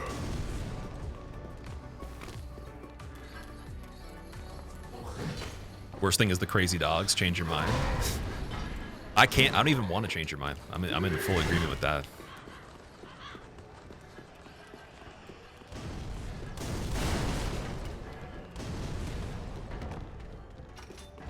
Yeah, we're just gonna light it in case something crazy happened, but this is a way of just getting back to where we should have been. Should have been able to warp right there. See, I think we're losing a few minutes at least. It's okay though.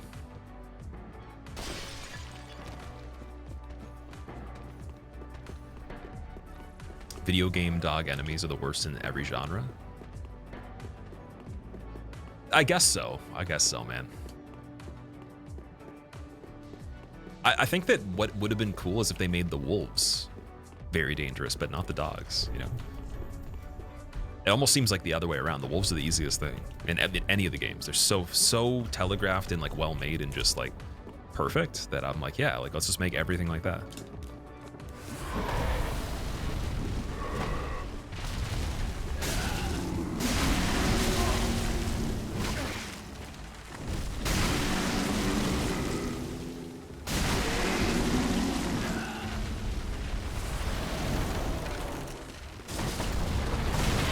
Crazy hit on the guy before we actually went down there. And they're falling too. They're gonna die though. Oh. Dead.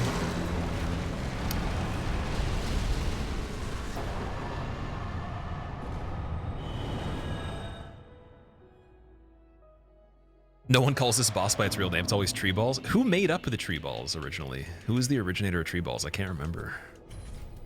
Okay, now Demon Ruins, which is right here.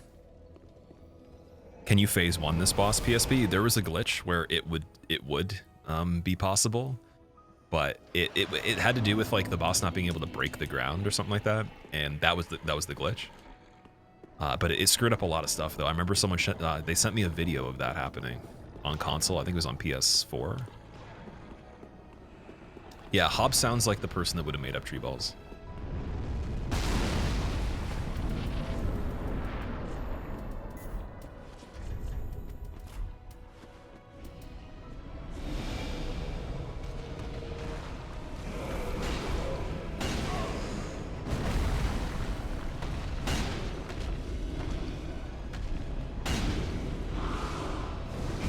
So ironically, I can actually die on this fight.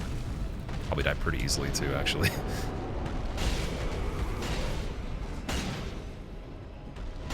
Oh, that's really good luck. I like that one.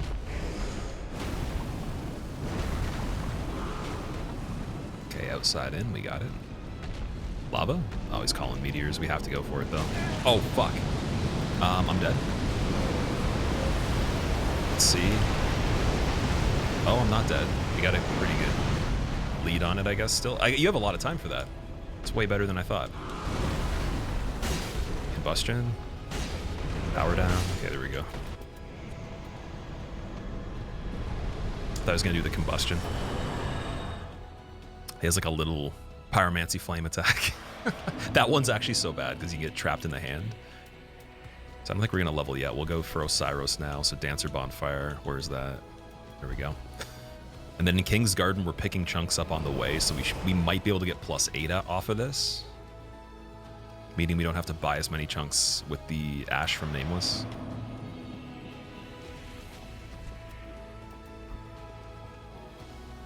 You didn't do this boss? Then you didn't beat DS3? Oh no. I wouldn't say you're missing a lot with Old Demon King. He's only really like super fun with certain builds or early. Late game, he's just a little bit too soft. But like there's one really funny thing that can happen on him that is like just not a thing in any capacity that I can imagine in a game. You can actually get stuck inside of his weapon, which is really cool. But it really sucks on runs. So you got to be careful with the collision on the end of his hammer. Or you might get trapped inside of it, and I don't think you can actually get out of it. So you have to die or restart the fight. It's actually pretty common too. I've had it happen a lot.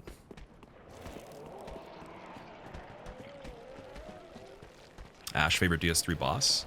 You know what's actually really funny? So Nameless King has been my favorite fight in the game for the entirety of this game existing, even past the DLC coming out. But after that 1 HP, 1 stamina run, I forgot to mention this, but I think Gael's my favorite boss now, which is really funny. I don't know how that's... I never expected to have a different opinion on it, but since coming back to the game, I think Gael's the best, man. And it's not even because he's the hardest or because of anything particular, just... some of the experiences on certain runs for Gael, just it gets taken to a whole nother level that Nameless can't really achieve. That's really cool. Dude, fire resin on Oceiros? Oh no. We're in trouble, man. What's happening here? We gotta get staggers now. I actually have to be very careful here.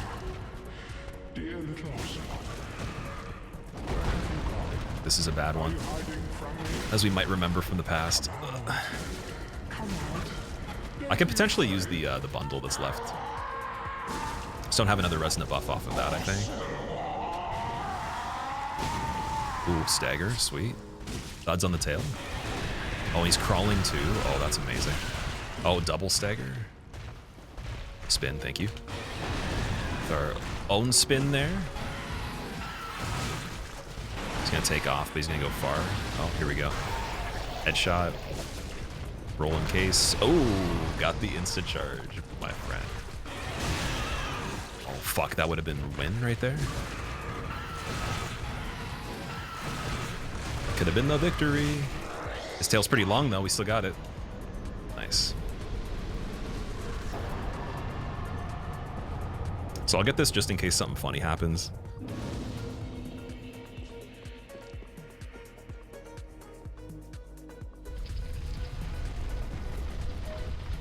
You hate the Oceiros one-shot attack? I'm so glad that we got the dodge on that, because I haven't played Oceiros well in a long time. And every time we've gone back to him in recent time, he's hit me with the insta-charge, or I got lucky and he didn't do it. That's really good. It's one of the more tricky things to do.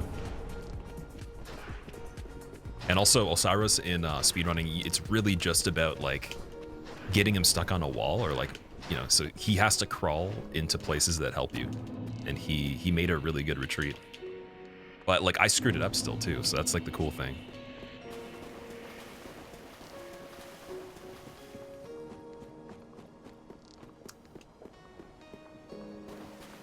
Gael's such a cool boss. He is the most voted, according to Namco Bandai, when they did polls, for the best boss in the game.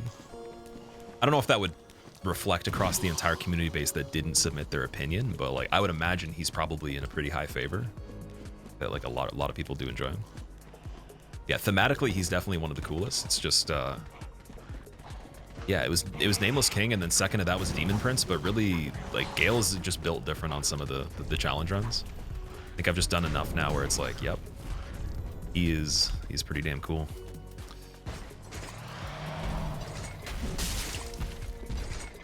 With the parries. I have enough to do this. We can burrito on this one. Nice. That's really good. Poke. Yep. Nice. So I didn't know he was going to do that, but that's the quickest thing he can do. That's the most lucky thing he can do there. So take it.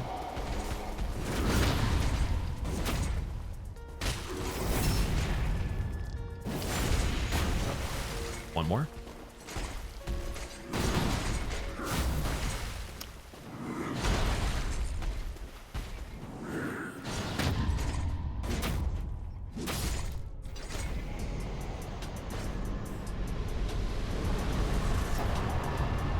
I think we're gonna use this bonfire for Archdragon. Or no, let's level one more time and then we'll do Nameless area.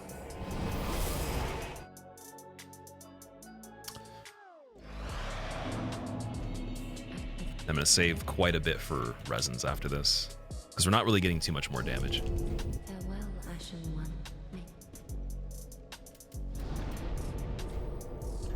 All right, Irithil. Dungeon. What's it? Profane, there we go.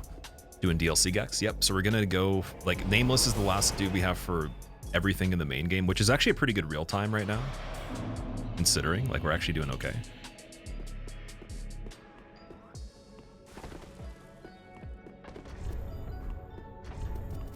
Oh, why is the ring getting taken off?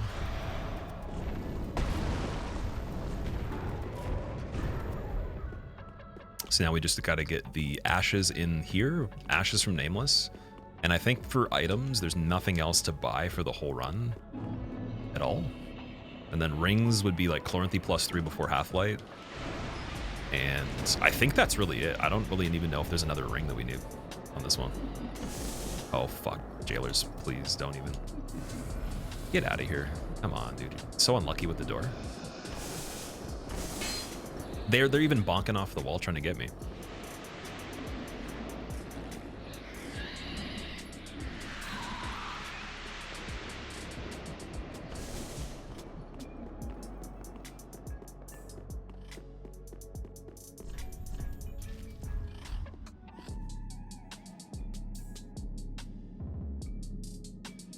Oblivion, how you been, man? I think I might have already said hi to you. If I didn't, though, 2 hellos for you today.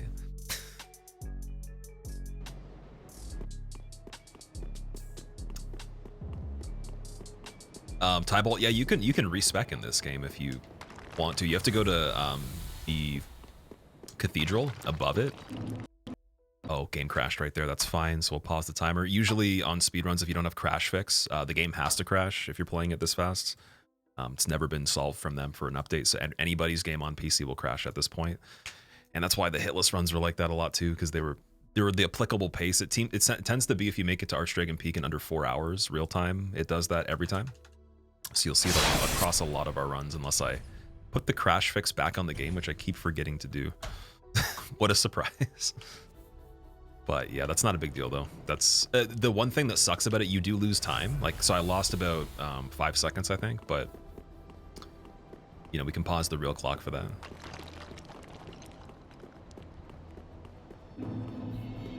Game can't keep up with you. It's just an error that was programmed into the game, or not programmed out of the game or updated ever, because it's not something that's applicable to like the player base, really. It doesn't, like, most people will never actually see it. So the thing is, there's this huge dispute, people being like, my game doesn't crash, but I'm like, how fast are you playing it?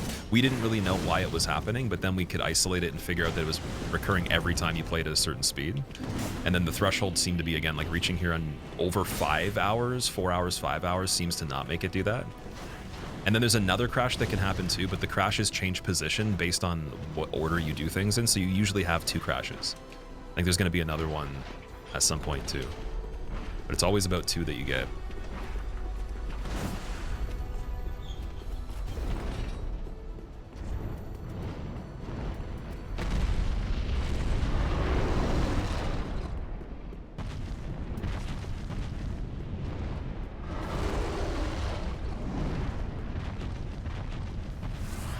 I think Lloyd's Shield Ring would have been a good grab. I can go back and get that later, though.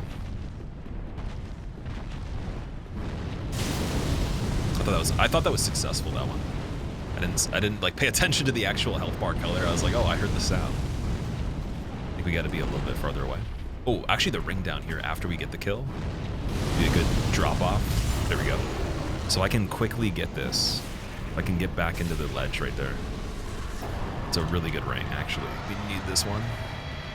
Please get it. Yes, there we go. Perfect.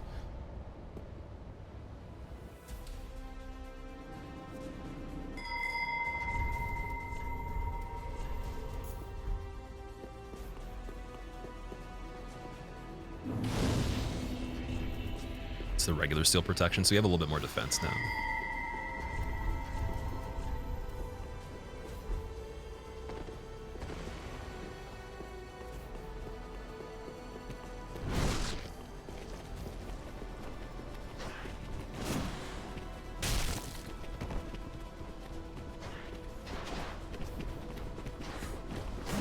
That guy's a one-shot, so that's nice.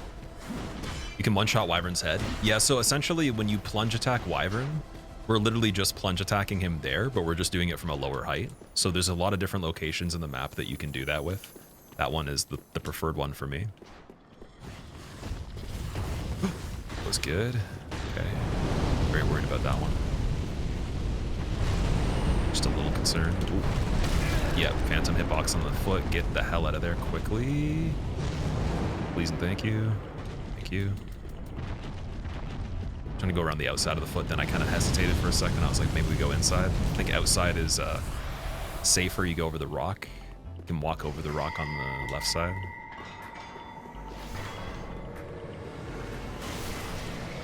And then I think we're actually just going into here.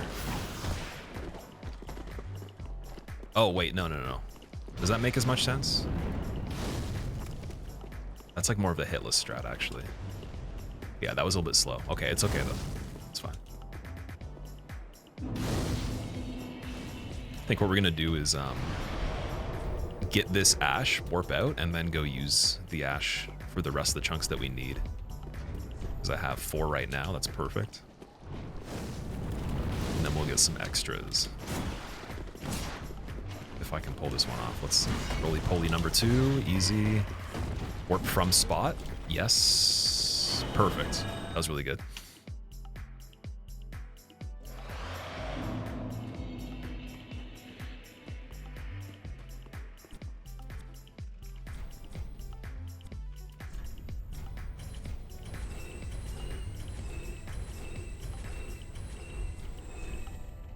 Oh, we got slab access too, so I think we're gonna go with 8 and then get the slab, do a +10, and we're finished for upgrades.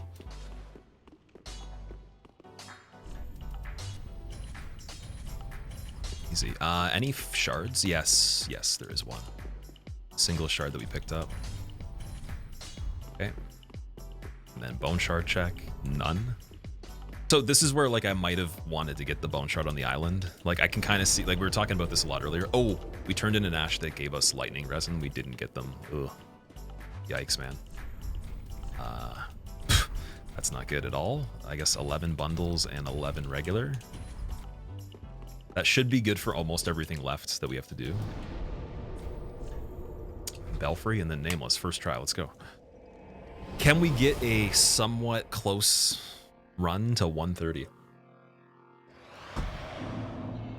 Let's see what the in-game time's looking like. 123 actually. No, so we're definitely sub 130 in-game time. That's perfect. This is what I would consider a pretty good all bosses without DLC, for sure. Especially given the conditions, like it's not too bad at all.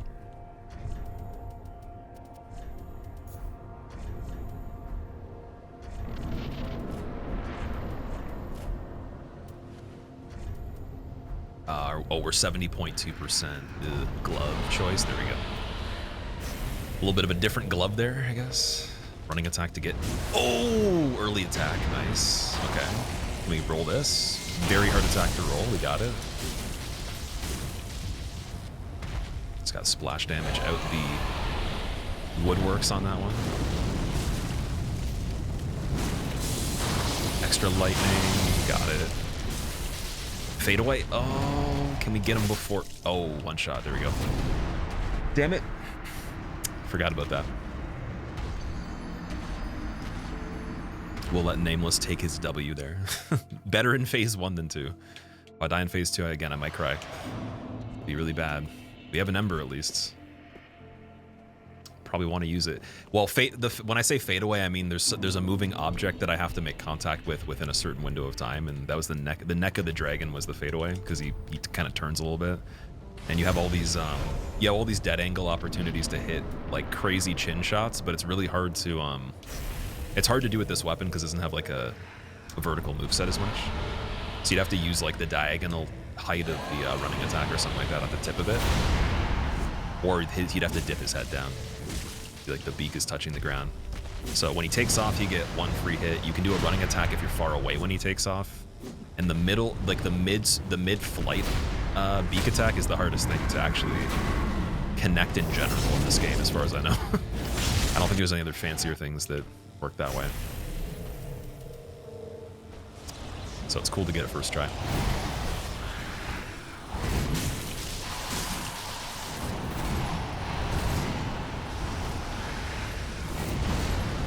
Could probably attack there. That was a little bit slow. No roll punish there. It's a little bit too slow as well. I think we need follow-ups. Cool. 2. Back.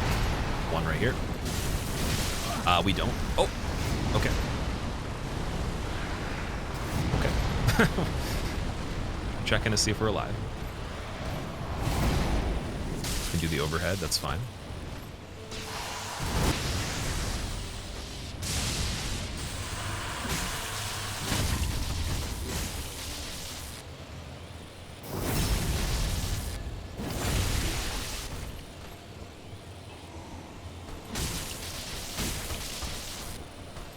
Nice, okay. So that's all bosses without DLC. We got it in 126.30, nice. That would be the end of the run. I think that's all you have to do is just like you clock out on that if you're doing the run officially. So even for a level 1 time, that would be pretty damn good with an SL1 character, in my opinion. And then let's do DLC 1 right away. No skulls, just going crazy. Like, this is going to be the most wild run through the first DLC. So we need Cathedral.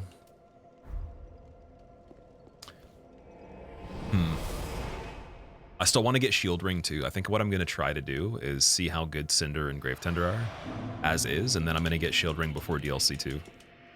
Because that's where a lot of the longer fights are, and they hit really hard too.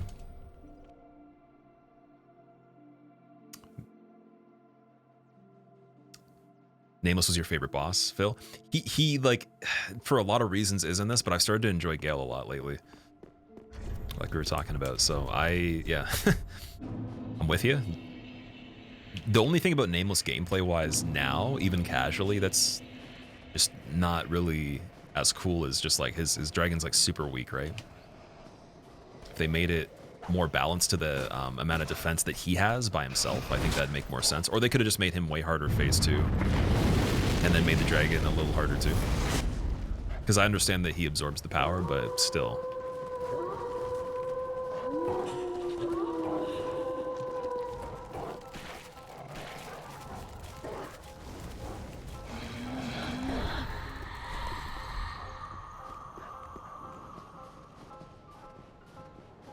Okay, so there's one skip coming up here that I can just straight up die on if I don't do it properly.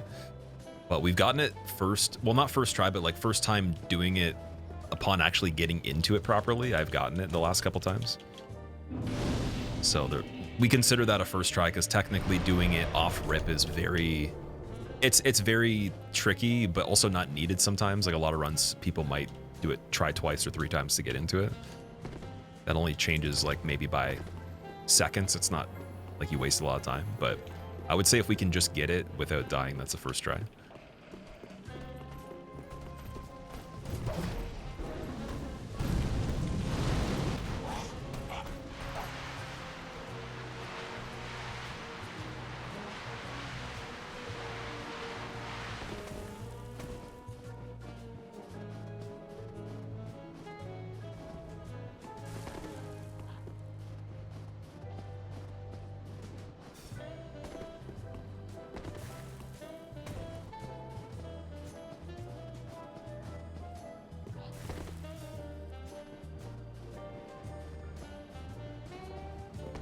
Okay, I'm starting to see where the reference is that I used to use. I think I need to be a little bit more over here. No, don't want to recover on the rock, dude. Come on. Dude, that was almost it.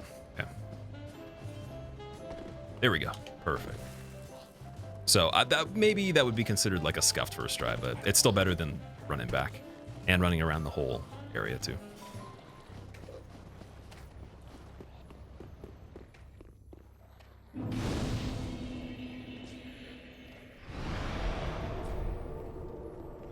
Flav, I'm doing good, dude. How are you?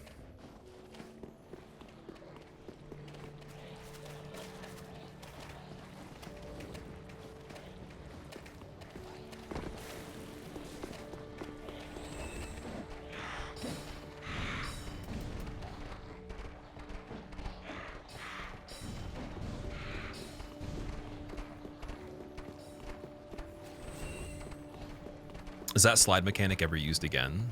Oh, like going down the pathway there? I don't think it's actually in anything else in this game. But in DS1, Beta Chaos is kind of like that, right? And then isn't there something in Elden Ring that's kind of like that? Didn't know about the skip that I just did. That one's called the Scream skip because when you go the other way, all the enemies are just screaming usually. And yeah, so it helps you skip the Corvian, who can kill you pretty easily too. Nice.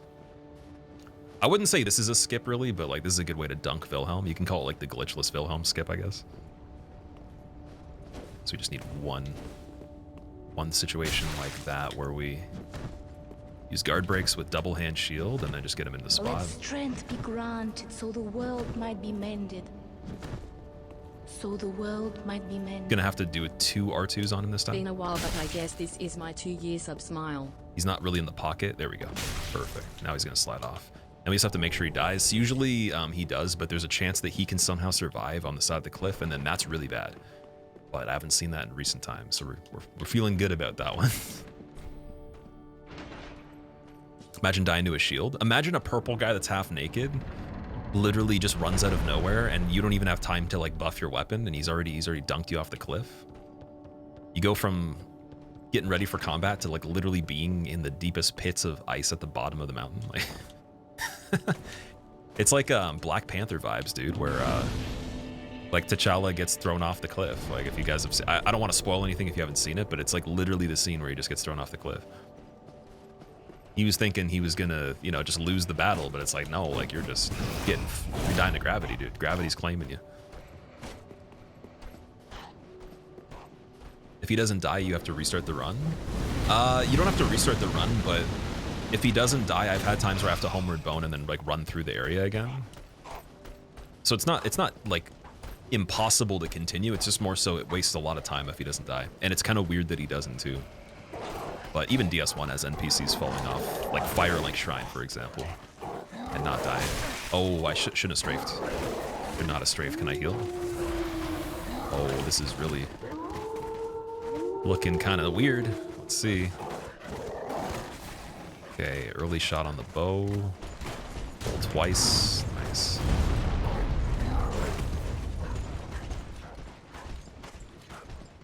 Use the vibranium to wreck him. Imagine you have vibranium weapons in the DLC. Like Activision takes over, and it's just like loot boxes, vibranium, and what's the other one? Like adamantium, vibranium, and what's the one that's like everlasting or whatever?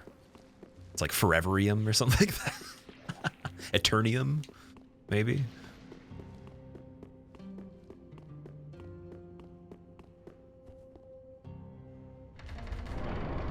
All right, so we didn't get the dog chasing me all the way into Friede's area. At least I don't think we did. I might have spoken too soon on that one.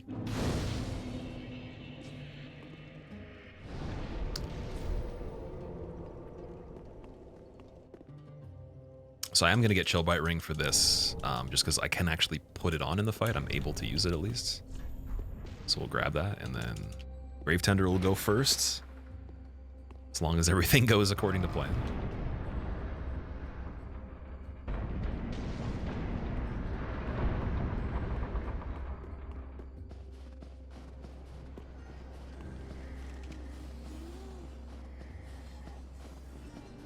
Now with Spook, you can skip this bridge. Like you can kind of let it throw you off of it and then live still.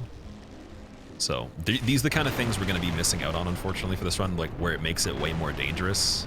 Like not quite this area particularly, but lots of things regarding Spook help you skip enemies that'll kill you very fast, or running sections that are high traffic. So this is essentially a harder run because of that, but at least it gives some sort of value for the fact that it has to be slower. You know, like I think if it was just as easy or easier, then it wouldn't be as cool not doing it.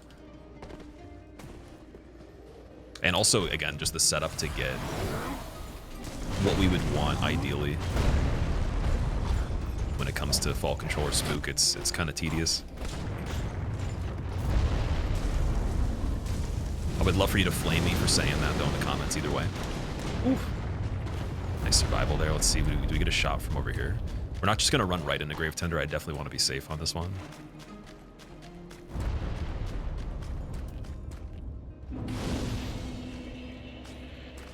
I wonder which overworked civil engineer designed and built all those door opening mechanisms. You'd have to think that there, yeah, someone definitely appointed people to do that, right? That probably was like way before all the stuff happened, all the conflict, and now they need maintenance on it. It's just like, dude, the guy is gone. Like they don't exist anymore. They can't update the levers, the lifts, and the structures. All right, so 70.2%. We still don't want that glove. I can use bundles right now. The dogs. I think this would be a one-shot either way. Okay, where's Tender? Where are you? What are you doing? What are you doing? I could parry Gravetender actually as well. I don't feel bad doing that.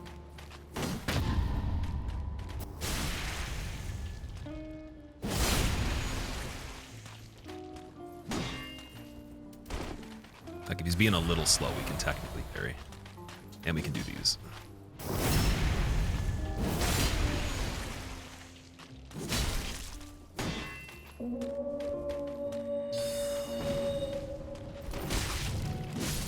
Perfect. Switch shield. Back to lightning resin.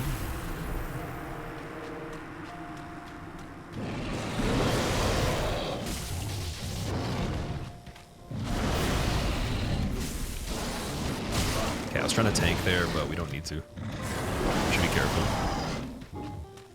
Don't want to get... see, like, I'm trying to not get too spicy because I know I could try, but I can't justify it anymore because we haven't done recent practice for that stuff. It'd be a little too ambitious. Still a really good fight, though. This weapon's so great with the stagger. I love it. Should have gone Shrine. Probably should have gone Shrine to level a little bit. It's all right. Foreverium. Yeah, Foreverium is my favorite take on a forever upgrade. The most powerful upgrade of all time. Universium. No wonder they can only be activated from one side. Yeah, dude, they're supposed to be activated for both. Tommy, dude, I hope you have a good rest of your day. Thank you so much for hanging out as well. Dude, thank you also for the tip as well. That was super cool of you.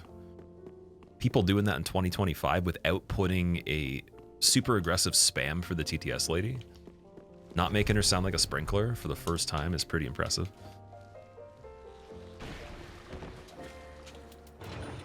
Oh, we don't have a homeward bound for this part. Eee, that's actually terrifying. So, wow. Yeah, that's rough. Dark Sign, unfortunately. Rip 100k. Just gotta do it. Gotta do it, man. Luckily, it's strength only. If this was a regular character, that would be a huge problem in the run. So we just need to get more homeward bones. Because I don't have the coiled sword fragment. I think that would be slower to get anyways. And then, can I do Frostbite Ring with this setup? Yes. Okay, perfect.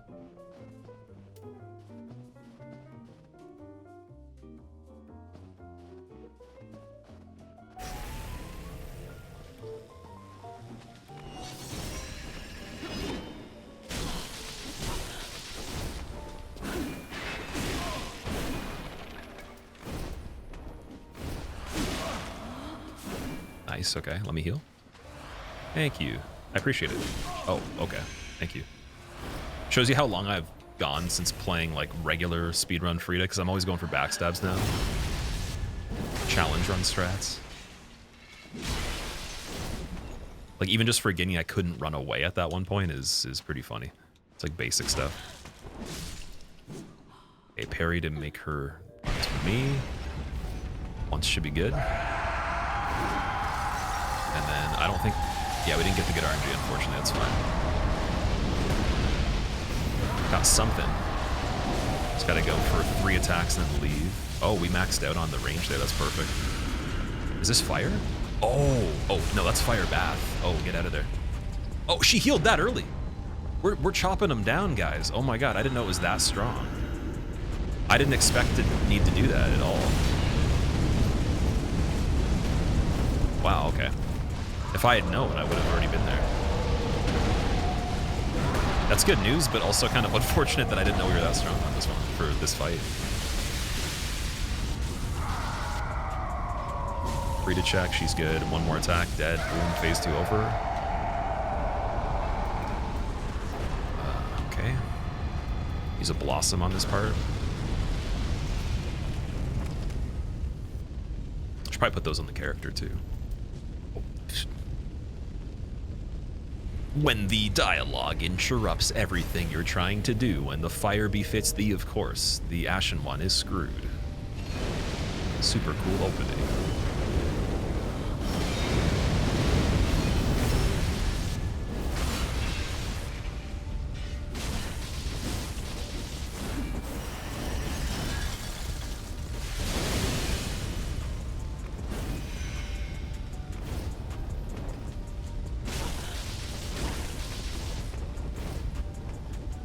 This is such good RNG, guys. This is absolutely great. Except for, I should have got a backstab off that. I was a little off on centering. There we go. Makes up for it a bit.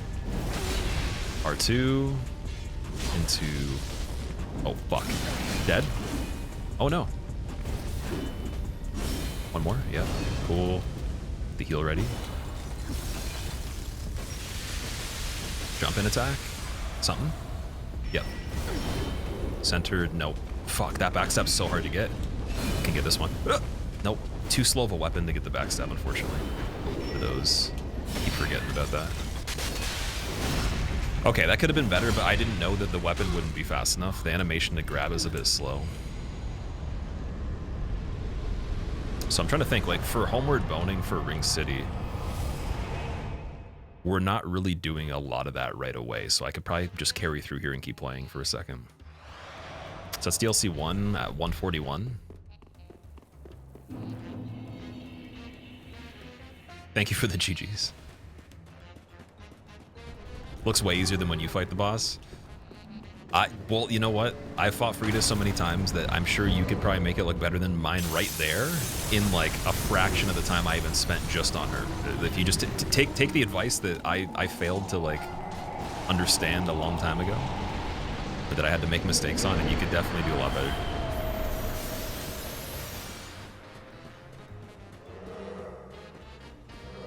Lillian, thanks for the GG. Also welcome.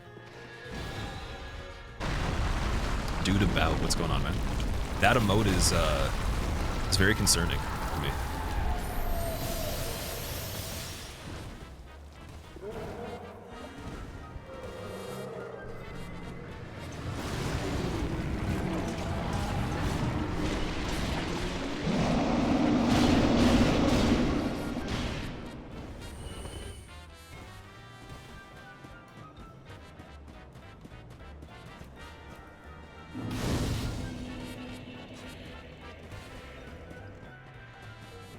All right, so if we can do all the running sections on this first try, I don't care what else happens. That to me, dude, Halflight could show up with pink shoes and he could be singing Chocolate Rain. I don't care. Like, it literally just has to be. All running sections are good. And I'm super satisfied on this one.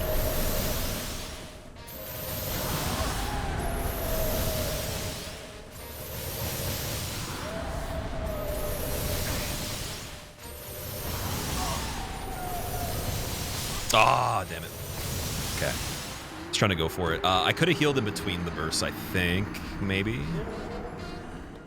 I didn't go on the break sound just because I didn't have the weapon for the thrall, since we can't move fast enough with the weapon and have defense against the angel on this one. So I was like kind of tossed up of what to do. I think we need to take off this ring and then check and see. 57%. So I'll have to swap to the weapon really quickly when I drop.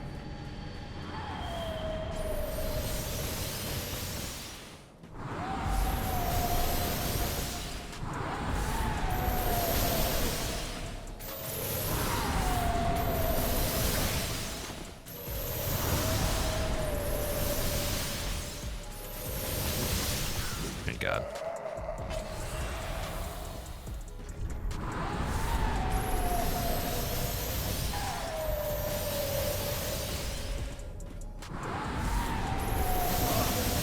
I'm dead. Dead. Not dead. Fuck. This is why you do angel skip if you are an absolute masochist. So it's actually kind of ironic. If I had to like bet like big money on anything failing for running sections on this, like we were just talking about, this wouldn't even be close. It wouldn't even be within spitting distance. So this is actually probably the worst I've played this area in years, man. Even with practice. Even without practice, whatever, it doesn't matter what it is. It's pretty impressive. Okay, so we'll wait from the target. Those guys.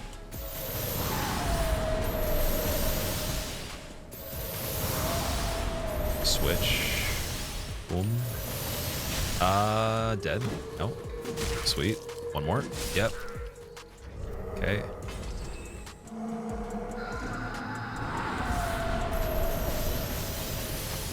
There we go. Yeah, that was really unfortunate, man. I should have really used the thralls as a good timer there, so we could distract him on the first drop, and then I just had to wait for the right sound on the other part. But I've done it so many times, not actually considering any of that I was like, let's just go for it.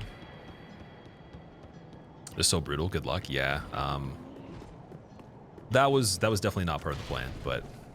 Okay, now no running sections being problematic would be amazing, even though I can think of a couple that are very difficult to pull off even with practice, so. All right. No Ember on this. I think it's almost necessary for me to go and get an Ember here. Like, I don't believe that would make any sense to not go in with the full HP. Just in case. Just in case. And then, oh, we could get the defense ring now too, like I was talking about, so. Let's buy the Ember. Oh, we can buy a lot, actually. Damn. Crazy Embers. And bundles, too. Oof. And charcoal resin. And charcoal bundles. Oh. Okay, and then quickly going and getting the defense ring. I should have done that first, so that would have been a better order. So, Cathedral, first bonfire. And then we just have to figure out what armor is better to combine with that, because I think with steel plate ring and the defense ring, it's going to be a little heavy.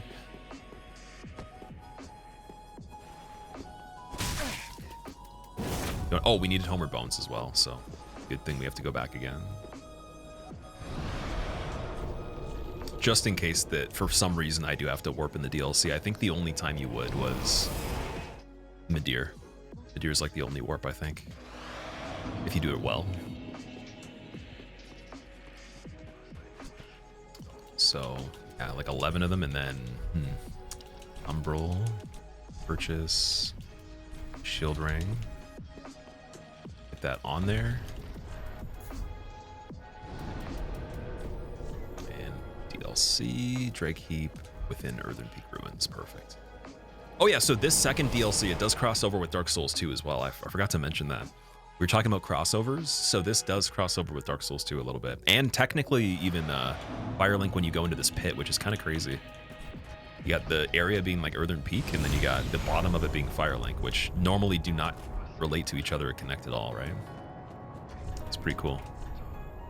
61.6, and then... Nice. Okay, so this should be good enough. The equip load.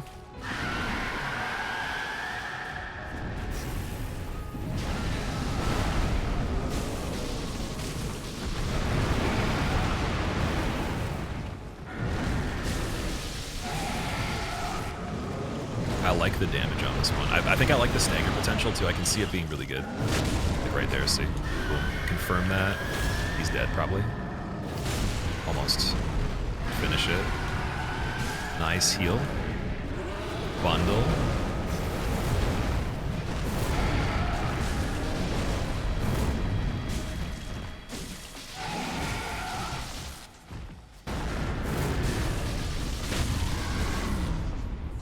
Didn't want to confirm that one, but that works though. I don't like his position. Oh, we don't have skulls for the fireball spit. This is gonna be a little tricky. Okay. I want to be behind him on this too. Oh.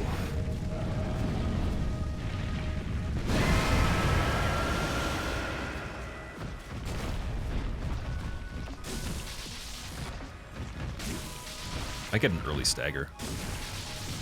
Oh, that was really bad DPS. Okay. Can I reach that? Sweet. Scoop? Oh, nope. Okay. Yeah, there's the scoop. Stagger? Yep. Cool. Really good stagger. And then we heal off of this. He goes back to cast Meteor. Probably do one running attack right here very quickly as we exit. Just gonna get an early start on this because this part's super sketch. Trying to trail where he is. And they're so close that it's kind of annoying.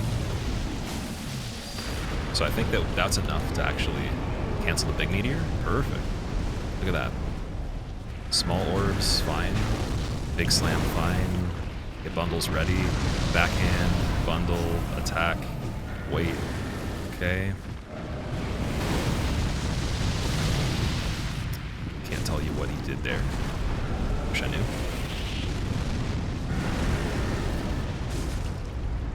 Bad attack, okay.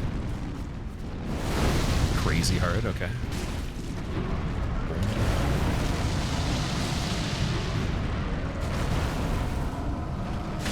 Yes. No follow-ups, we didn't get locked in the animation. Okay, good.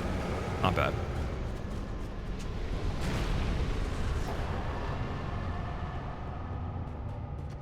We're still 149, not bad, okay. I gotta really adjust. See, I always overshoot the time frames for everything, so I think that 2 hours or less actually would have been ideal on this one. Or no, sorry, I said 145 if you're insane. Never mind. So I guess, yeah, I did say that. Like if you were just walking into this randomly, no practice, and you did speedrun in recent time and just adapted it really quickly, you probably could do 145. Q, thank you for the good luck, man. I appreciate it. Horrible memories of this boss because the first time you fought them, you're playing on your low-end setup and none of their particle effects were visible, so you couldn't see the projectiles. Yo, that's actually funny you said that. I was wondering, I've always wondered what fights have that issue other than Vort. Vort is kind of tricky for that too, believe it or not. On Hitless, when I first started doing it, my PC was pretty bad, and so I would get frostbitten, but I couldn't see the effect for it though, because I couldn't run it with particle effects. Doofish, what's going on, man? Welcome back as well. Horrible memory. Yeah, that actually is it's so funny how literally the quality of the settings can affect actual like gameplay to a point where I'm sure someone like maybe you still played and it didn't matter, but like so many people would be like, I'm not even gonna beat the game because of that.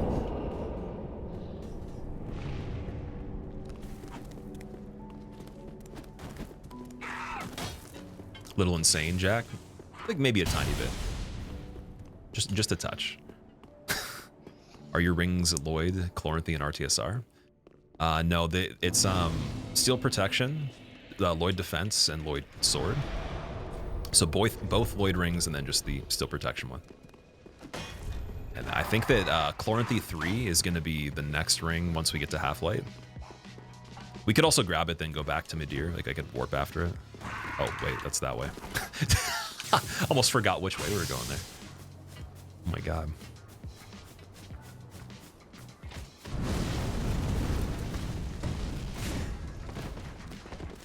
Gonna heal here just to be safe. I don't know if that guy's a threat. I think we're fine if he's not popped up yet. Oh. Ring Knight's on the right.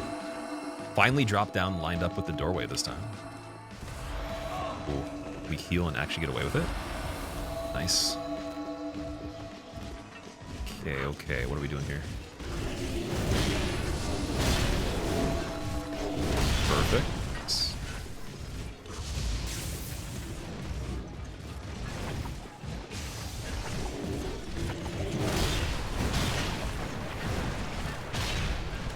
I'm going to get the safety bonfire here because we have no skulls for the Madar bridge.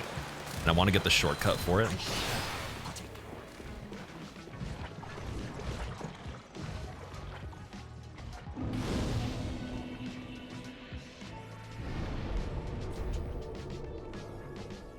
So Q, when you're saying that, you obviously sarcastically, right? I was gonna say like, they technically run on a lot of setups, but like that particle effect thing is the only thing that I've seen where it could actually kind of screw up a run that you're doing, like a hitless or even a first playthrough experience might change quite a bit because of that. I'm gonna go around the long way on this part since I can't even remember what you have to do if you go straight. I think you are largely screwed way earlier by the phantoms, and then it's very hard to even pass the ring knight right here. So there's like something specific I remember that needed to be done there before. We're going on the outside here too. It's a little safer.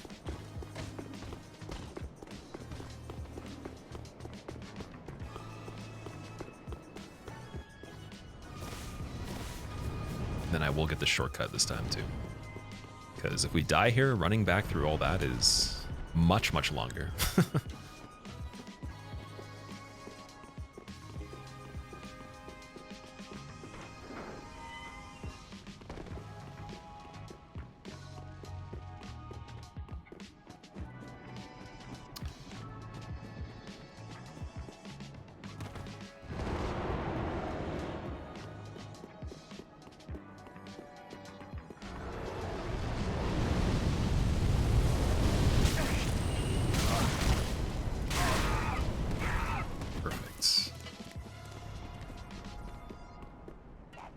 Did I die before Madar?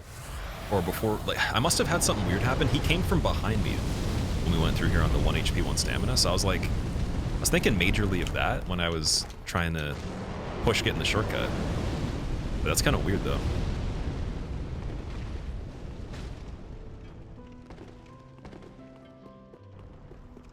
Because like, I know, like something in my brain told me that he comes from like the other side of the bridge and that's it. But that one last run, he shot the fire from the other side, so I must have screwed that up before we even getting there. Or it must have not already been in one attempt. There must have been something that happened. Since I was preparing for that, and I'm like, that doesn't make sense, because I'm pretty sure every time you have the chance to see it. And if you can see it, it's way better. Like, that's... I wish I now didn't get the shortcut. A little bit.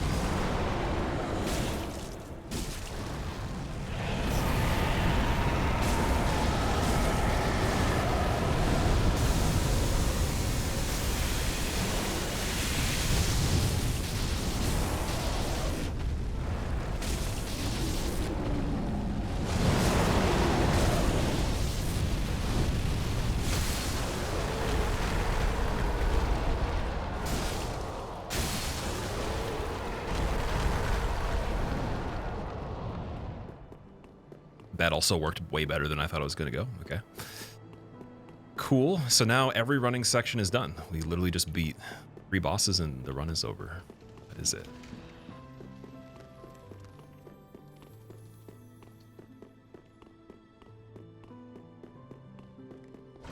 So yeah, I'm wondering now. Halflight and Gael, then Madar lasts. What do you guys think? Madar last or Gael last? You got 10 seconds, or I'm doing Madar first. I'm actually here. I'm gonna level in Firelink one more time, and then yeah, then you guys got to decide. Madar last, Gael last, Gael last. It's tied. We need a tiebreaker. Oh, dude, I need to not sit at the bonfire as well. You got a lot of strength on this one. I'm pretty sure that's like an even tie. Oh, there we go. Gael last one, I think. So we're doing Madar first then. Oh, I personally would do Madar first every time. I think ending on Gael, just because it has a cutscene at the beginning and just it's the actual definitive end of the area and the actual story of the DLC. Kind of makes sense.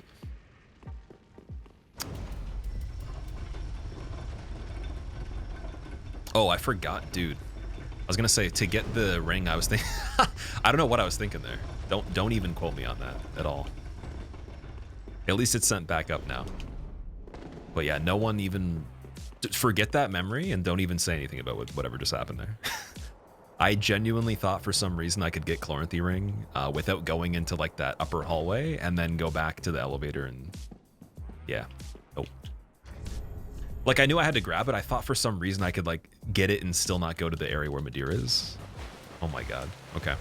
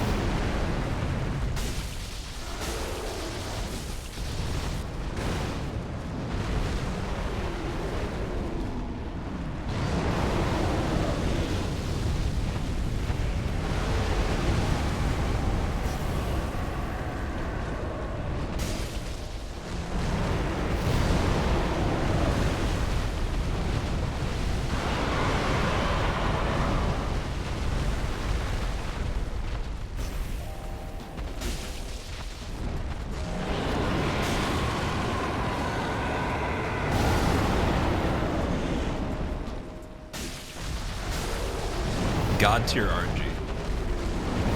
Literally God tier RNG. Just need, okay, fire, that's fine. That actually is way better. Just got one hit left, that's it. Let's go, confirm it. Oh, there we go, perfect. Good Madar. I'll take that one. I'll take two. No more than two though, he's kind of big. He might not fit in the house, you know. Crazy how many stats stack in Elden Ring. Oh, you can stack so many things that like, I don't even know the beginning of how many things work that way. Like to even know how those work alone is like a science project, right? That was a clean fight. It was pretty damn good. I like the ending there. Because I was off on the count for, you know, confirming the scripted stagger, but still made it work.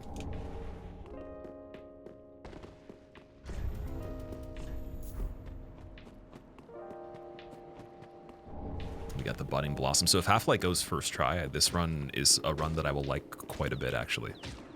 If he really eats a lot of time, I mean, I'm still gonna, you know, roll with it. It's actually still good regardless, but I don't want to have too many problems on this. So Shield Ring really is gonna come in handy here, if even at all, right? Because I think I could hang in there with Gael and do pretty good still. It's just Pain and Guardian being able to heal and then like spam me with the projectiles. Those two features, if you took them away, it would be a lot better. I think also killing Argo is quicker than leaving him here, but I don't even want to kill him, dude. I just want to chill for a second. Current strength, I think it's like 78 to like 80 something. It's like high 70s, low 80s, I think.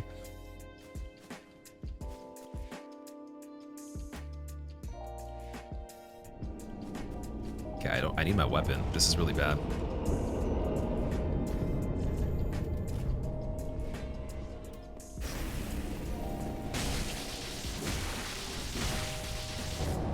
Nice. Really good kill on the Painted Guardian there. Nice, okay. Not too bad at all. And then, oh, Halflight's being an interrupter on the setup here. I genuinely need, I'm gonna go for an attack on him, but fat rolling though. There we go, no gloves, perfect. Okay.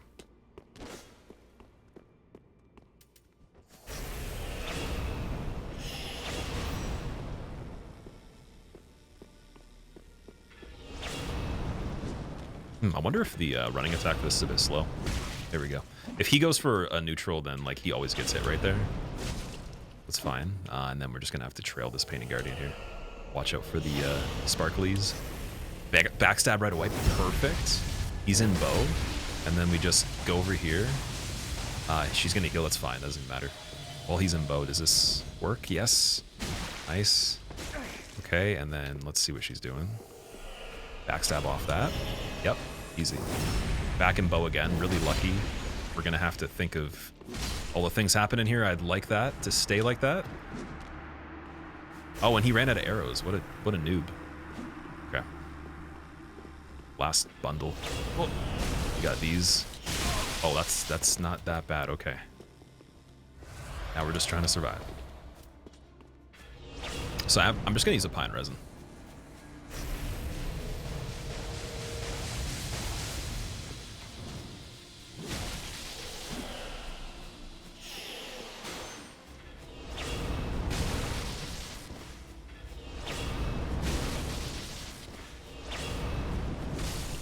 Halflight, perfect. Awesome.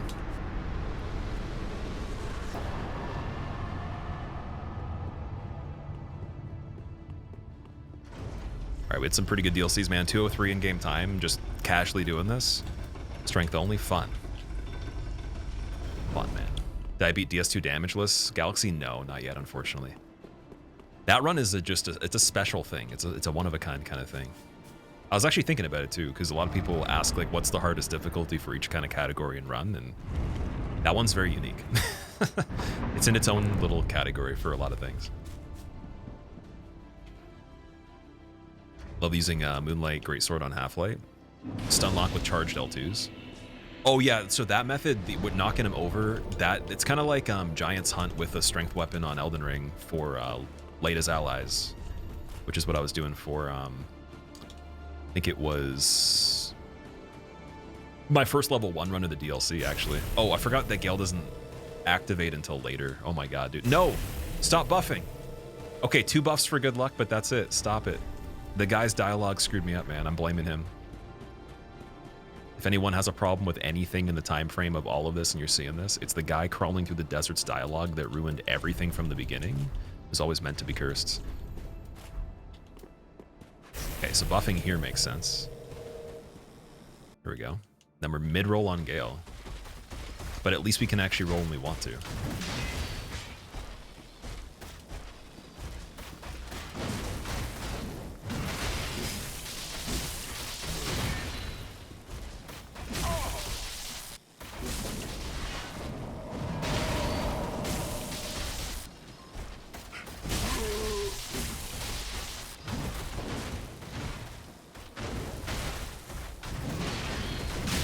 Ooh, getting hit by that's interesting, but okay. I guess I'm so used to spacing it that like maybe my perception of it is scuffed from the other run reader.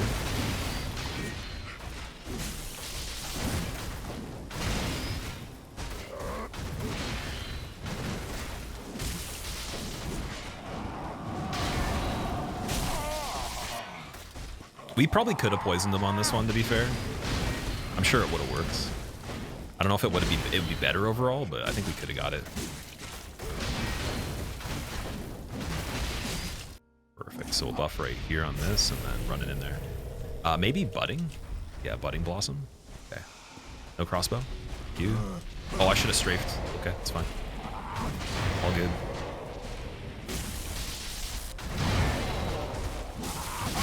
Oh, fuck. Okay. Healing? Dead. Guys, I'm not happy with that one. Oh, yep, okay. Cool. Get in there. Forgot he can attack really quickly with that, and then the hilt hits you a little quicker than the blade does, which I guess you'd expect, but a little bit weird there. Okay.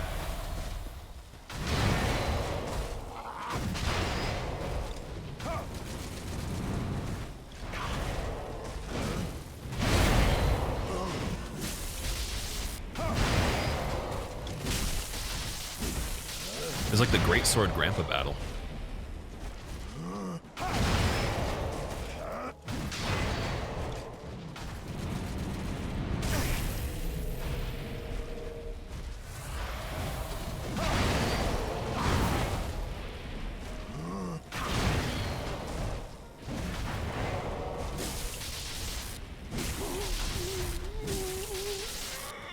That was a very slow phase too, but I'll take it, man. We're in there. We're alive.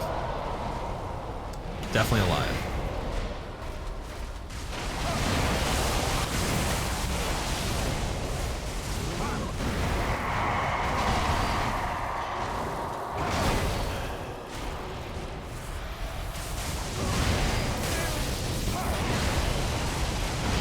Ooh, that was really spooky.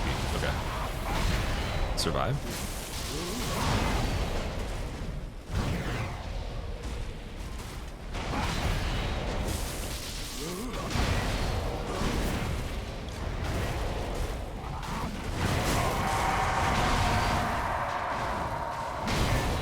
I'm gonna have to play this one a little bit different. Tiny bit different here. Oh my god, are you serious? God damn it. Dying on Gael at the end. It's actually hilarious how, like, just capitalizing off of 2 staggers in general, like, would have changed the entirety of the time frame there. Like, it's probably down to just that would have made the fight already over at that point, but then I wonder by how much time we would have saved. At least he approaches me at the beginning here, but yeah, that's unfortunate. So 208 still. Could have had only an hour for the extra content, which it's still not incredibly fast, but for me, that's pretty good. I'll take that one.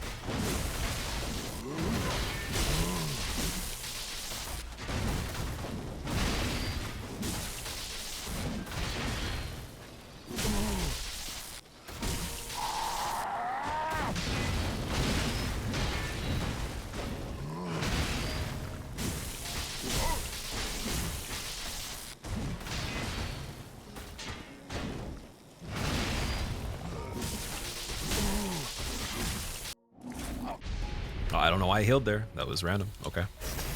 Heal for good luck. Cool.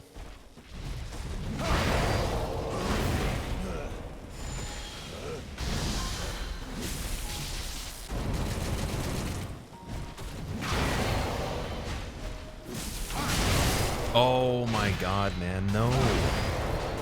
No. Okay, so basically this weapon's too slow to fight Gael the way I want to fight him. It's like on this fine line where it seems like you can do a lot of the things, but to be able to do them, I have to do them just like differently than how I understand it. So we're not going to play him the way I want to, unfortunately. We're gonna have to play it very, very carefully for now. And then the next time we come back to this idea, when I do another weapon, or sorry, stat specifically, or I mean, maybe even if we do like the magic stuff on it, I'll definitely have it figured out a little bit better, because I was thinking the animation speed on this is pretty good. There's just like subtle things where you can't get away with it.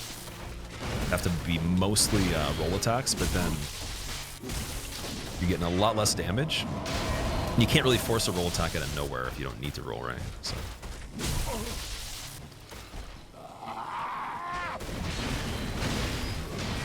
I think one thing with me on Gael, like when I did the regular speedruns, is counting, like the math of the fight was always something to consider, whereas I did not count for anything else. It was always by feel. Like I might have been able to tell you the math on it, but this one is like the stagger count is really important, especially in the second part.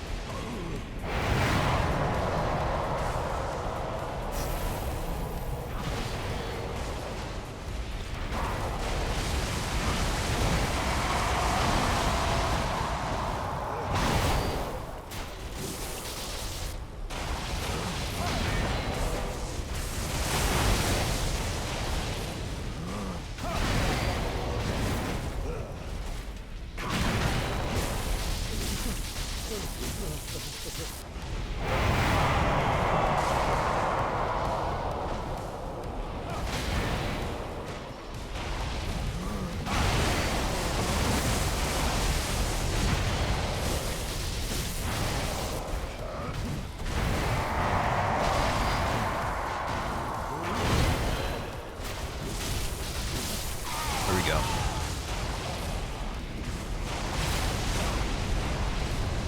All right, 213.18, 224.37 in-game time, and that was every single thing in the game, all bosses plus DLC, only leveling strength the entire time as fast as I possibly could complete it. I'm very interested in using magic for the next stat-only speedrun on Dark Souls 3.